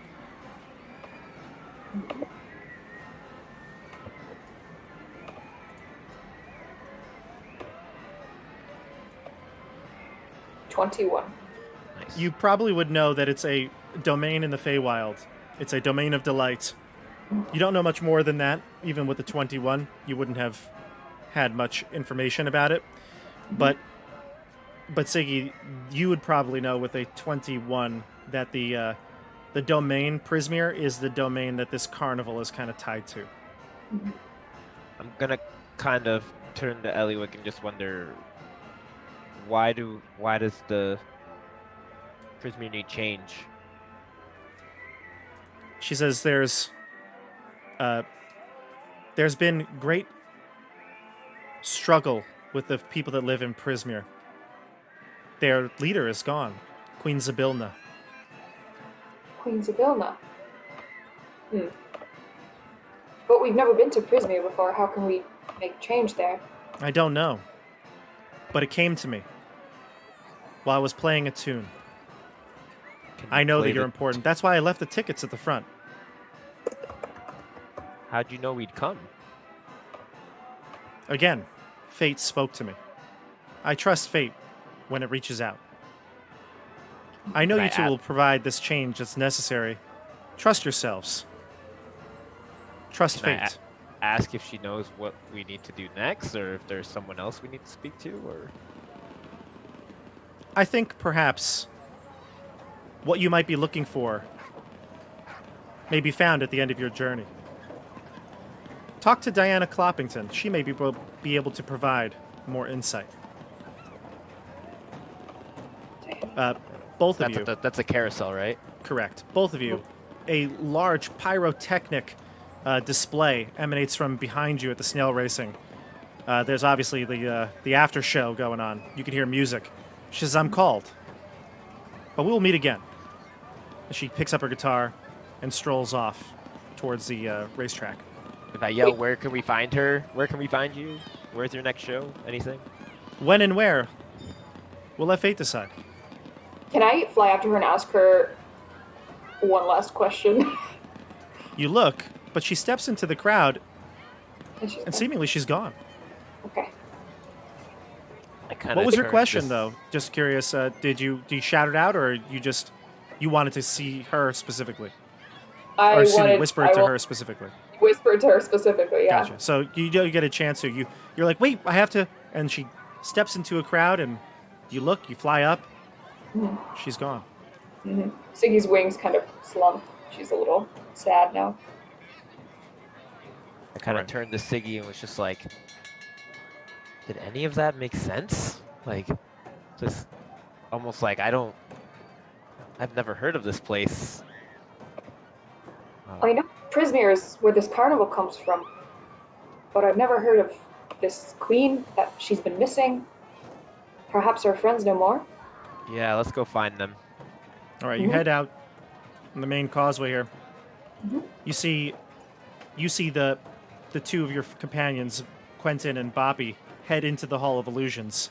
You walk up, and I described the tent before, and all the description of its pattern of illusion moving and shifting. And you see a halfling who is standing outside, hands in her, her head in her hands, seeming very distraught. I'll fly up to her and ask, what's wrong? What's wrong? Why are you crying? Are you? Christian, were you saying something? Yeah, I was asking if she was okay. Yeah, she looks to the tent, and she's you say what's wrong, she realizes her hands aren't in her head, isn't in her hands because she's sad. It's because she can't stop laughing. She looks up, points to the Hall of Illusions, and literally just collapses again on the floor, doubled over in laughter. Okay. Funny in Well- there? She shakes her head no, but she can't stop laughing. She's literally sitting on the floor now, rolling around. You notice behind her, there's that wooden mannequin grinning, a raven-haired young woman in witch's attire with green flowing dress and cape in the glass cabinet. It says, Tasha, the wizard, known for her hideous laughter. Ah, I see. Would Siggy be able to connect the dots there? Yeah, Potentially. if you think she could, yeah. Okay. Is there a way to stop that spell without, as an outsider? Give me an Arcana check. Mm-hmm. Not so good.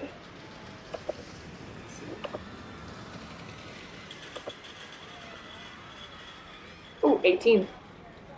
Proximity to this booth is probably what's causing it. There's probably some aura that this emanates, and she's within the aura. Mm-hmm. I'll try to drag her out of the aura. Give me a wisdom saving throw. Or what's Tasha's hideous laughter? Charisma or wisdom? Wisdom, probably, Wisdom. yeah. It's Wisdom. wisdom. Yeah, go ahead. Yeah, charisma is exceedingly rare. Yeah. Yeah. 20. Okay, so you're able to drag the halfling out of the aura here. Mm-hmm. And she says, Reuben, he went into that tent. I think he just proposed to me. Oh, and you laughed? I couldn't help it. It just came over me. I couldn't stop laughing. It wasn't funny. I was going to say yes. Oh, I can imagine that didn't go over too well with your sweetheart. Which tent did you say he went into? That one, the swirling one. Do I see my friends Quentin and Bobby near it? You saw them head into the tent. At some point. Okay, so maybe I'll say, wait here. I'll get him. Bring Fair him enough. back. Explain. Okay.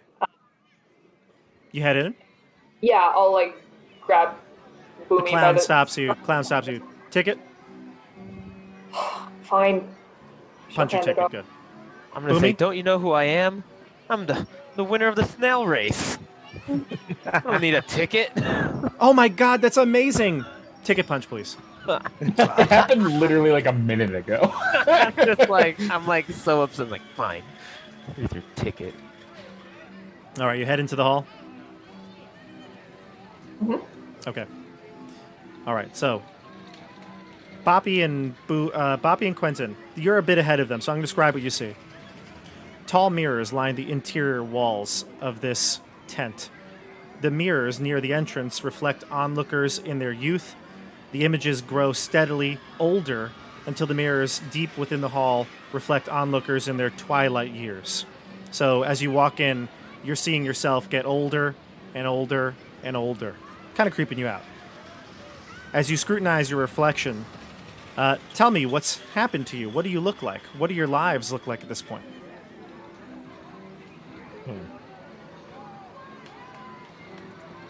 I don't know how a bunny person would really age. I imagine the fur would begin to gray, probably begin to like shrivel and become frail. And like that's the one thing Boppy really does have going for them is that he's got a strong physical physique. And suddenly he looks like an old kind of like hobbling bunny trying to hop along. Aw. What about you, Quentin? Probably like in the like earlier parts of the years, like still looking very similar in the way that he carries himself, but towards the later parts of not too far down, but maybe like 20 years down of like the age of showing more gray and not the like age of the withering of age isn't the most apparent, but more the drastic change in life of more like looking much more humble and simple in terms of how he's dressed and the way he holds himself, and looking a little bit more content. Gotcha. So you describe yourselves. You see that reflection in the mirrors as you continue deeper into the area here. Siggy, what do you think? What about Siggy? For Siggy, I think she looks very similar. I'm not sure how fairies age actually, if it's like longer or You live about the same as a human. I think it said okay. maybe Gotcha. 100 is your Mhm. max age. Yeah, so I think her wings maybe look a little bit more like, not wrinkled, but like not as shiny and sharp looking, more weathered maybe, and her hair is like a bright, like silverish tone instead of her usual, I think she has like blonde hair, dirty blonde hair. So it's just like shocking silver color. Same hairstyle. And she, yeah, maybe looks like she's been through some shit, but like not in a super bad way. She just looks more like weathered and tough as a fairy. Right now she's pretty like dainty and yeah, I think that's what she would look like. Boomy, we know, looks exactly the same he does now. But more muscular. He's the Paul Rudd of the D&D universe. Absolutely, just extra, and almost like an extra like line on the cheekbone here Yeah. and there. Just distinguished. His Yeah. his haircut just keeps changing in every mirror. That's the only, just to show progression of time. The only thing that changes.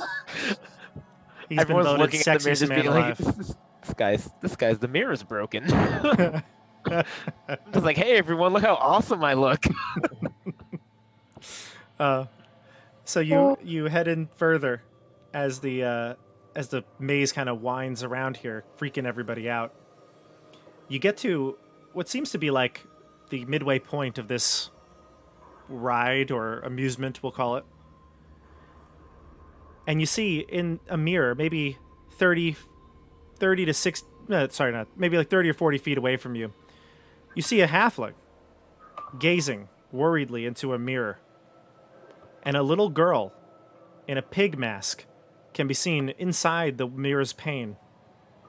She seems to be whispering to the halfling's reflection. Is this something I recognize as part of the act? No. Oh, that's horrifying. That shouldn't be happening right now. We got to get that guy away from that mirror. Yeah, I immediately run, like without question, towards this. After seeing that that girl with the pig mask that you mentioned. Yeah, Terrifying. I'd say as Boppy and Quentin approach, that kind of takes you aback a minute. You sit there and look and see what the hell's going on. Maybe Quentin even isn't sure if this is part of the ride, but Boppy, once you say this is not part of the amusement, then that's when Siggy and Boomy will catch up. And what is the girl with the pig mask doing? Whispering. This is what she looks like. Just whispering. Yeah, Oh! just whispering. Oh, my no. God, no. Definitely not. That's a big no. Absolutely. Buddy, get away from that. You don't want No. to be there. Yeah, Siggy will yank the guy away. Well, you're not standing next to the halfling just yet. Not yet. Okay. You're about 30 or 40 feet away, and you see this at the end of the hall, towards the midway point of this amusement. You see that dark-haired, creepy girl, blue-skinned, pig mask, looking at the reflection of the halfling and whispering into the reflection. The halfling doesn't respond when you say, "Hey, step away from there," and in fact so starts the to girl walk. is Yeah, is there or in the reflection? The girl is in the pane, the mirror's pane, whispering into the halfling's reflections, the ear of the halfling's reflection. Okay. The understand. halfling doesn't seem to heed your warnings and starts to walk towards the mirror. Now we'll let you act. What do you do? I'm gonna immediately try to run as fast as I can straight towards this halfling. If I can dive and try to grab, almost like it's very uncharacteristic of how I'm just booking it towards this halfling. So we need a athletics check then. Give me Sure. a athletics check. Can I fly and try to assist him? Oh, I guess you don't need it. I got 21. Sure. So the group runs up, tries to grab the halfling, and you do. You all run up, and Boomy's the first one to get there and grabs the halfling just as it was about to head into into the mirror, like literally walk into the mirror, and pull him back. Can I say something to him? Sure. I'm just gonna immediately sort of say like, did she give you anything? Did you eat anything? Can I punch the pig girl? Punch the mirror? It's in the mirror. Yeah, I know. Yeah, you punch into the mirror and it smashes. The glass shatters to the floor. All right, pig girl's gone. Crisis averted. I don't mean to be the bearer of bad news, but there are roughly 48 other mirrors in this building. All right, well, the one that pig girl was in is gone, so whatever. Crisis averted, as I said. I'm gonna continue to sort of speak at this halfling, maybe a little more sternly now. Like, did she give you anything? Did you take anything? He seems to be in a daze. Doesn't really have full control of his mind right now. I'm gonna slap him. You slap him, he doesn't really seem to come out of it. Wake up! And start shaking him. I'm gonna... I don't know if this is gonna work. I'm gonna try to use prestidigitation to create the smell of smelling salts beneath his nose to try to snap him out of it. I guess it's possible. You can kind of get him awake. It's going to take time, though. The smelling salts, since they're not really the smelling salts, probably won't have any actual effect, but after a minute or so, he'll come to. Okay. But he's alive. He's alive. You see, though, as you're smacking him, trying to give him a wake-up call here, you see more of these girls with pig masks in the mirrors. See, One, this is what I was worried about. then two, then three, then no, three. There's three. I'm gonna turn to the group. Two, and then- Then four. Oh, never mind. There's The only fourth one leaves.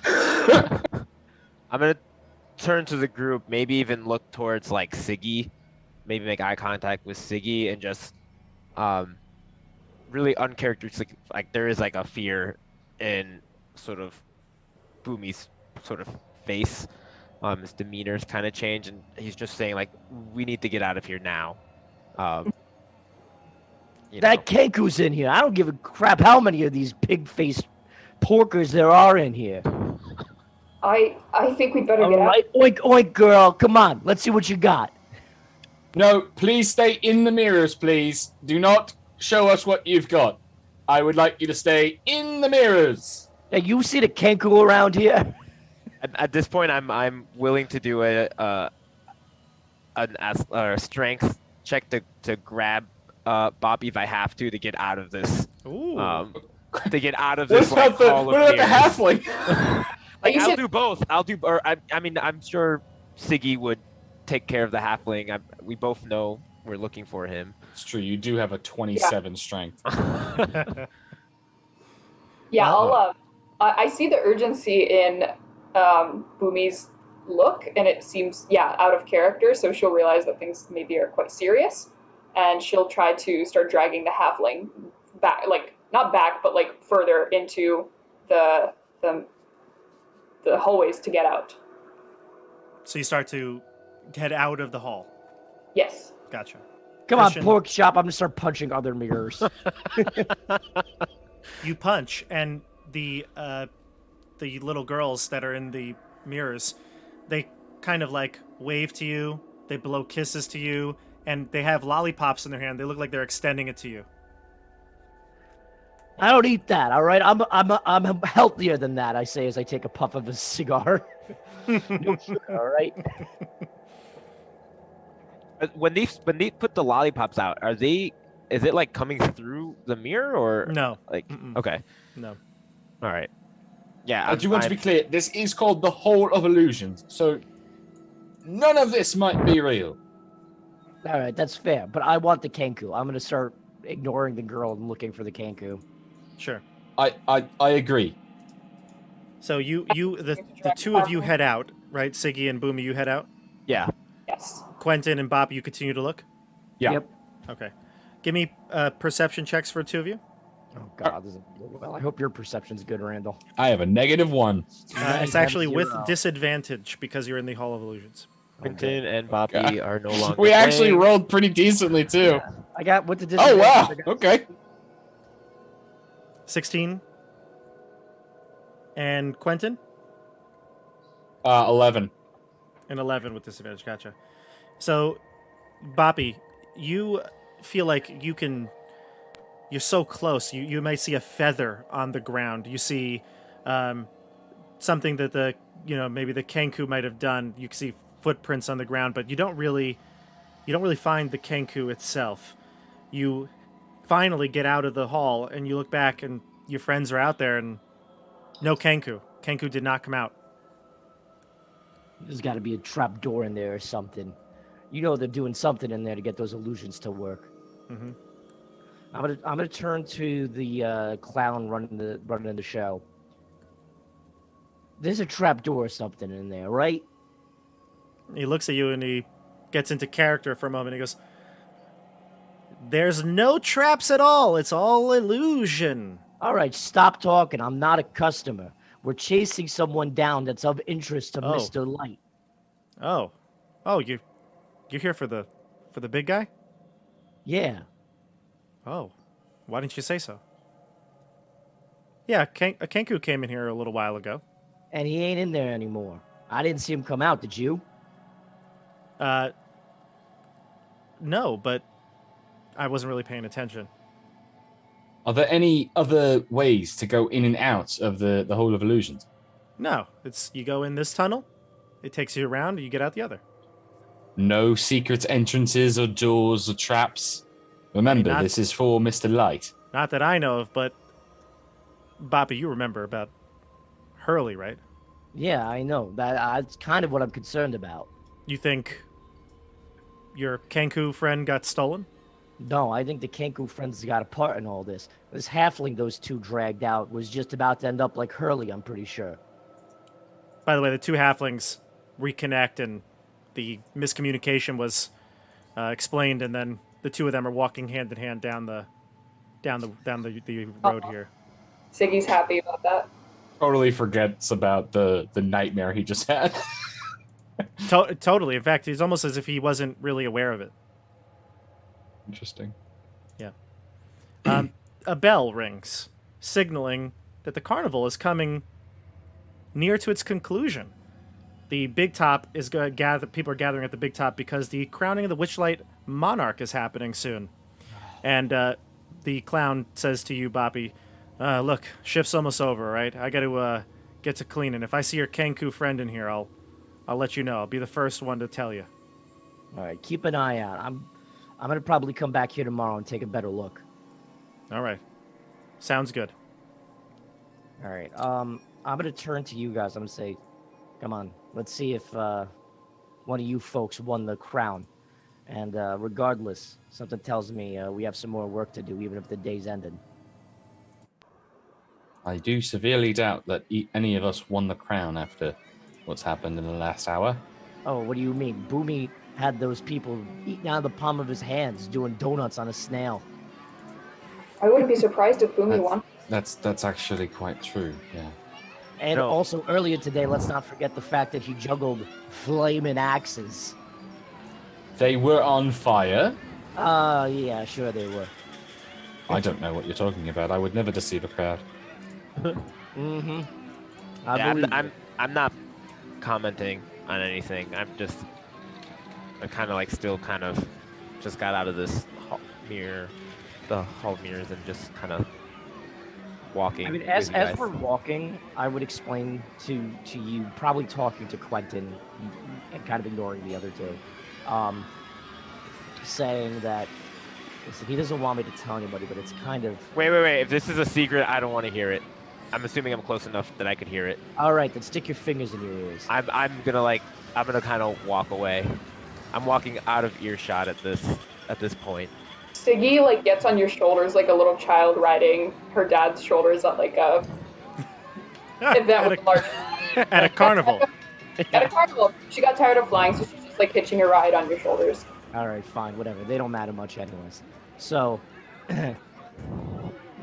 Burly, the bugbear who was trying to help out a little bit at the Dragonfly incident, he told me if something happened to his brother, and you may have noticed the clown at the Hall of Illusions mentioned him.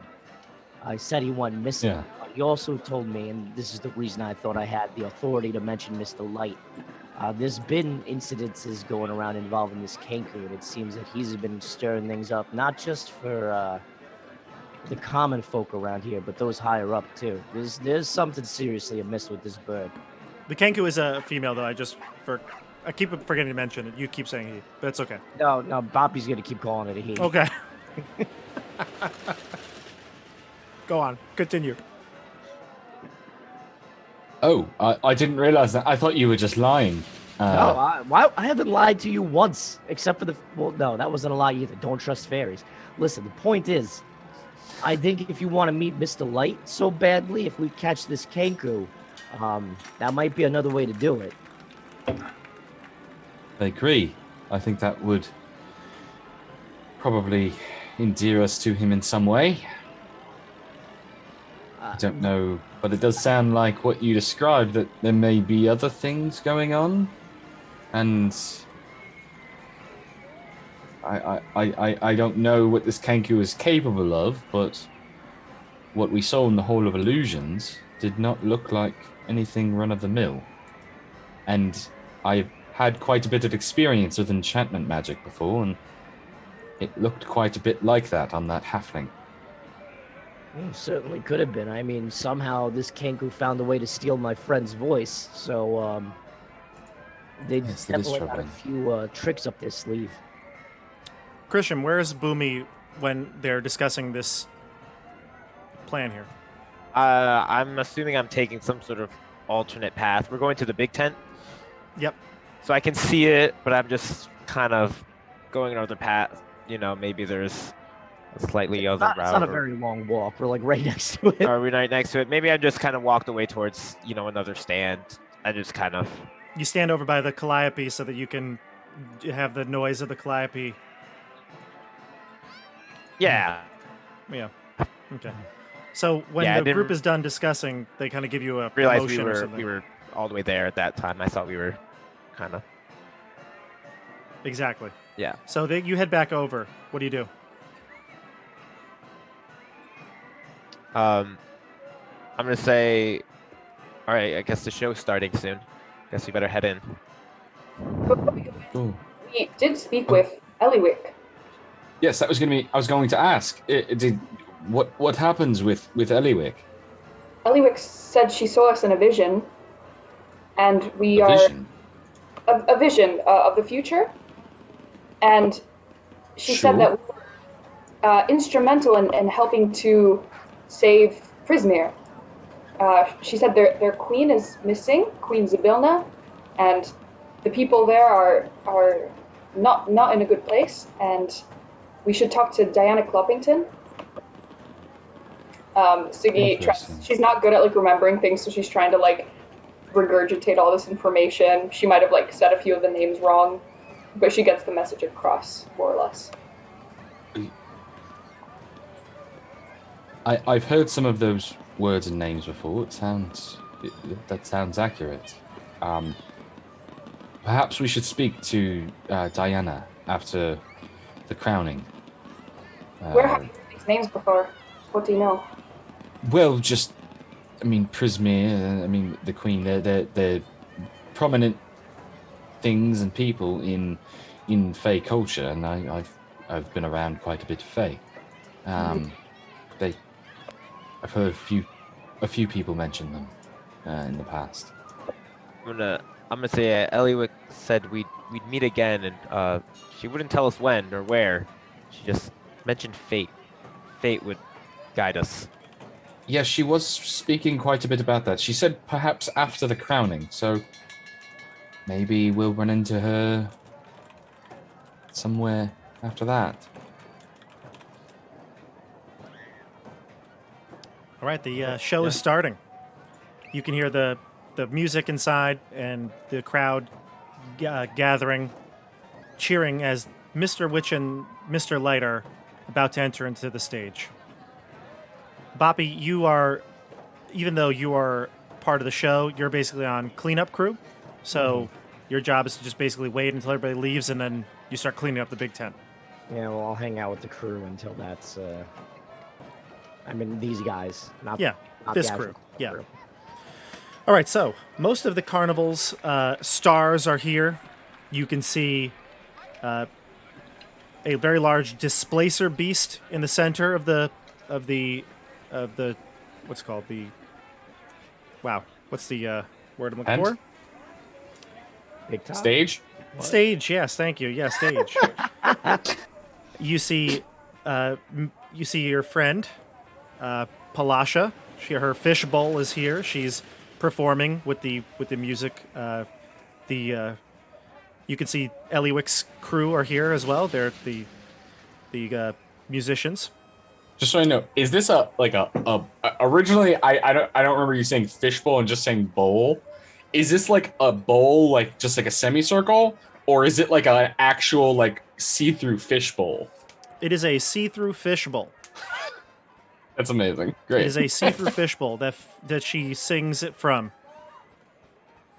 You can also see that at the edge of the tent, two people are waiting to enter: Mr. Light, who you've seen, and a second person who Boppy knows as Mr. Witch. And I'm going to show you what Mr. Witch looks like. I think he's gonna hover behind everyone so as not to be seen easily.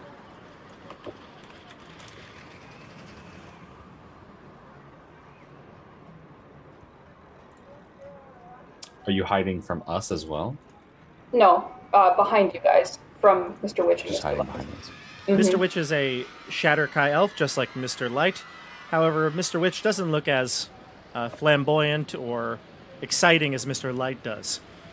Mr. Witch is wearing a suit, an overcoat, he's got a top hat, and he is holding a cane that doesn't look like it is used for walking, just rather for style. He does appear very stylish as he keeps checking a golden glowing pocket watch. And then the MC ushers them in. Enter Mr. Witch and Mr. Light to crown the monarch. And the two of them stroll up onto the main stage. I dig that raven cane. It's I pretty like it. cool, right? Yeah. So Like the Raven Mr. Queen aesthetic. Mr. Light is the person that kind of gets there first into the center stage. He starts to gesture to the crowd to get their excitement up and to clap. He has his also his staff, the Witchlight Monarch staff, and he's pointing to everyone in the crowd. In fact, he makes eye contact with you, Siggy, for a brief moment before kind of gesturing to the rest of the audience. Does the eye contact, like, is it like a mean look, the regular, neutral? He's pretty jolly right now, Okay. boisterous, so he doesn't look like he's giving you evil eyes or anything like that, but he just does acknowledge that you're here. Siggy will give him evil eyes. Nice. So he looks away quickly once you give him those evil eyes. Mr. Witch stands on the stage, and he takes out a golden crown out of a hat box that he places on this stand center stage. Mr. Light calls for everyone's attention. All right, everyone, it's the moment you've been waiting for. We're crowning the Witchlight Monarch. The audience goes wild. People next to you are like, oh my god, do you think it's me? I did really well at the ring toss. And, people conversating just like that, hoping that they'll be the ones selected. Mr. Light continues and says, becoming the Witchlight Monarch is an honor. We don't choose the Witchlight Monarch. The monarch is chosen by fate itself. Whoever contributed to the experience of the carnival most is going to be the winner. Drum roll, please. Mr. Witch now grabs the crown, steps over to the side of the stage, and calls out and says, we are proud to crown this carnival's monarch. And you can see like a spotlight scanning the audience. Drum roll continues. Boomy. What kind of a name is that? The audience doesn't hear that last part because they are cheering, and the spotlight focuses on you, Boomy. Definitely He covered his mic. It's like a hot mic moment. I'm definitely kind of like wide-eyed, definitely shocked. I feel like that's how any person would react, feeling like they. Yeah, I was gonna say, are you shocked because you're shocked, or are you shocked because you think you should look shocked in this moment? No, I'm definitely like that surprised. You're Is this listening. Judi Dench accepting her 7th Oscar with the utmost being utmost humbly? Yeah, it's like, yeah, exactly. You kind of anticipated this. He's listing off all of your accomplishments throughout the entire night. He says, Snail Racing, obviously. He talks about your thrilling win at the snail race. You were going to lose, but then, one snail, and Mr. Light looks at you, Siggy, stopped to get lettuce, and you zoomed right past her. Talks all about saving the dwarf at the Dragonfly Ride.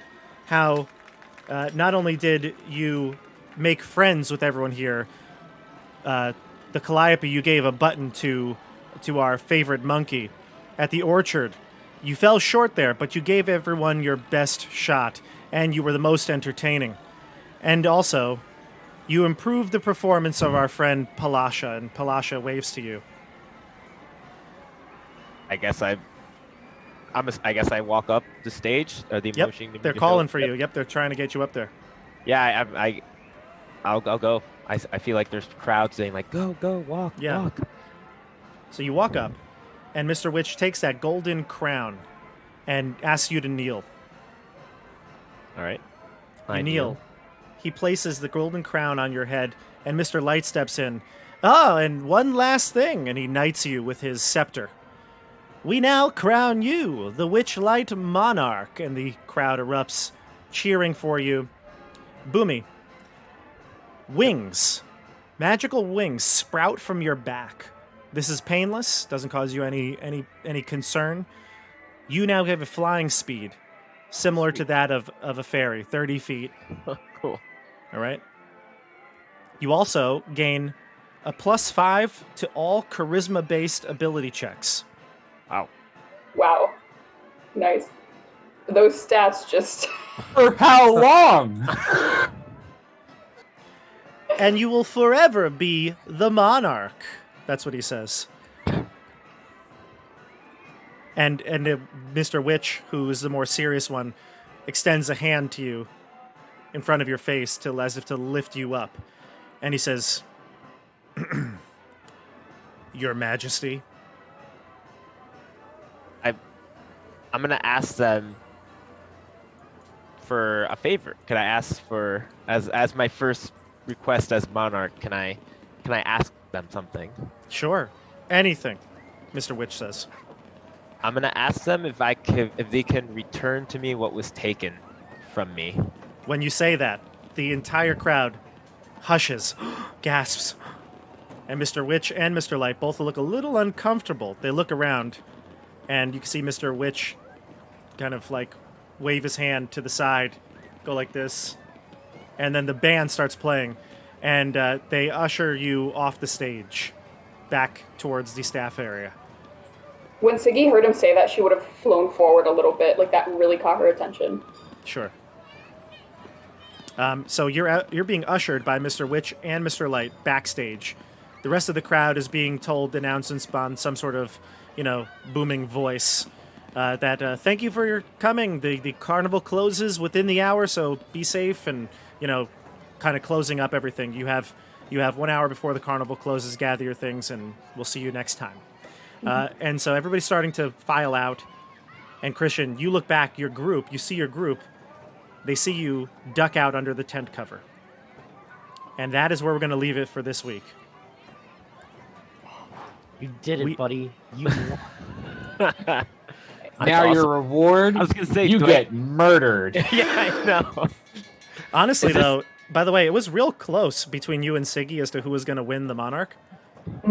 Like, Snail Racing basically put you over the top. That's funny because I feel like I definitely didn't. I thought it was gonna go to Siggy. I was pretty sure when you won the snail thing, it would be you. I thought it was going to go to Siggy until the throwing the axe at Mr. Light. Oh, Maybe- yeah, that also would have prevented me from... I was actively trying to get Siggy to win because I realized I'm not going to win. I need to control who wins. It's actually funny. Maybe, throwing the axe might have done it in for you. Yeah, I think so. Yeah. It's funny. I didn't even think about that didn't even occur to me until we were walking back, and I forgot that was even a thing. The Monarch? Yeah. Well, today you had a great day. You saved you all kind of worked together, but you were the one that caught the dwarf on the Dragonfly Ride. You won the snail race. You came in second in the pie eating contest. In fact, you actually would have won had Siggy not cheated. Am I right? Yeah, absolutely. So, listen, seems like Mr. Witch and Mr. Light know a lot about what's going on here. So next time here on the channel, we'll pick it up. We'll meet back in 2 weeks on our normally scheduled time on Thursdays, I'm almost certain.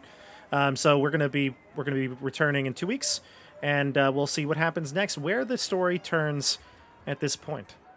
Thank you for watching on YouTube and Twitch. Don't forget to like and subscribe to the channel. Hit the bell icon for notifications. We'll see you on the tabletop, everybody. Have a good night. Good night. Night, everyone. Bye. See ya.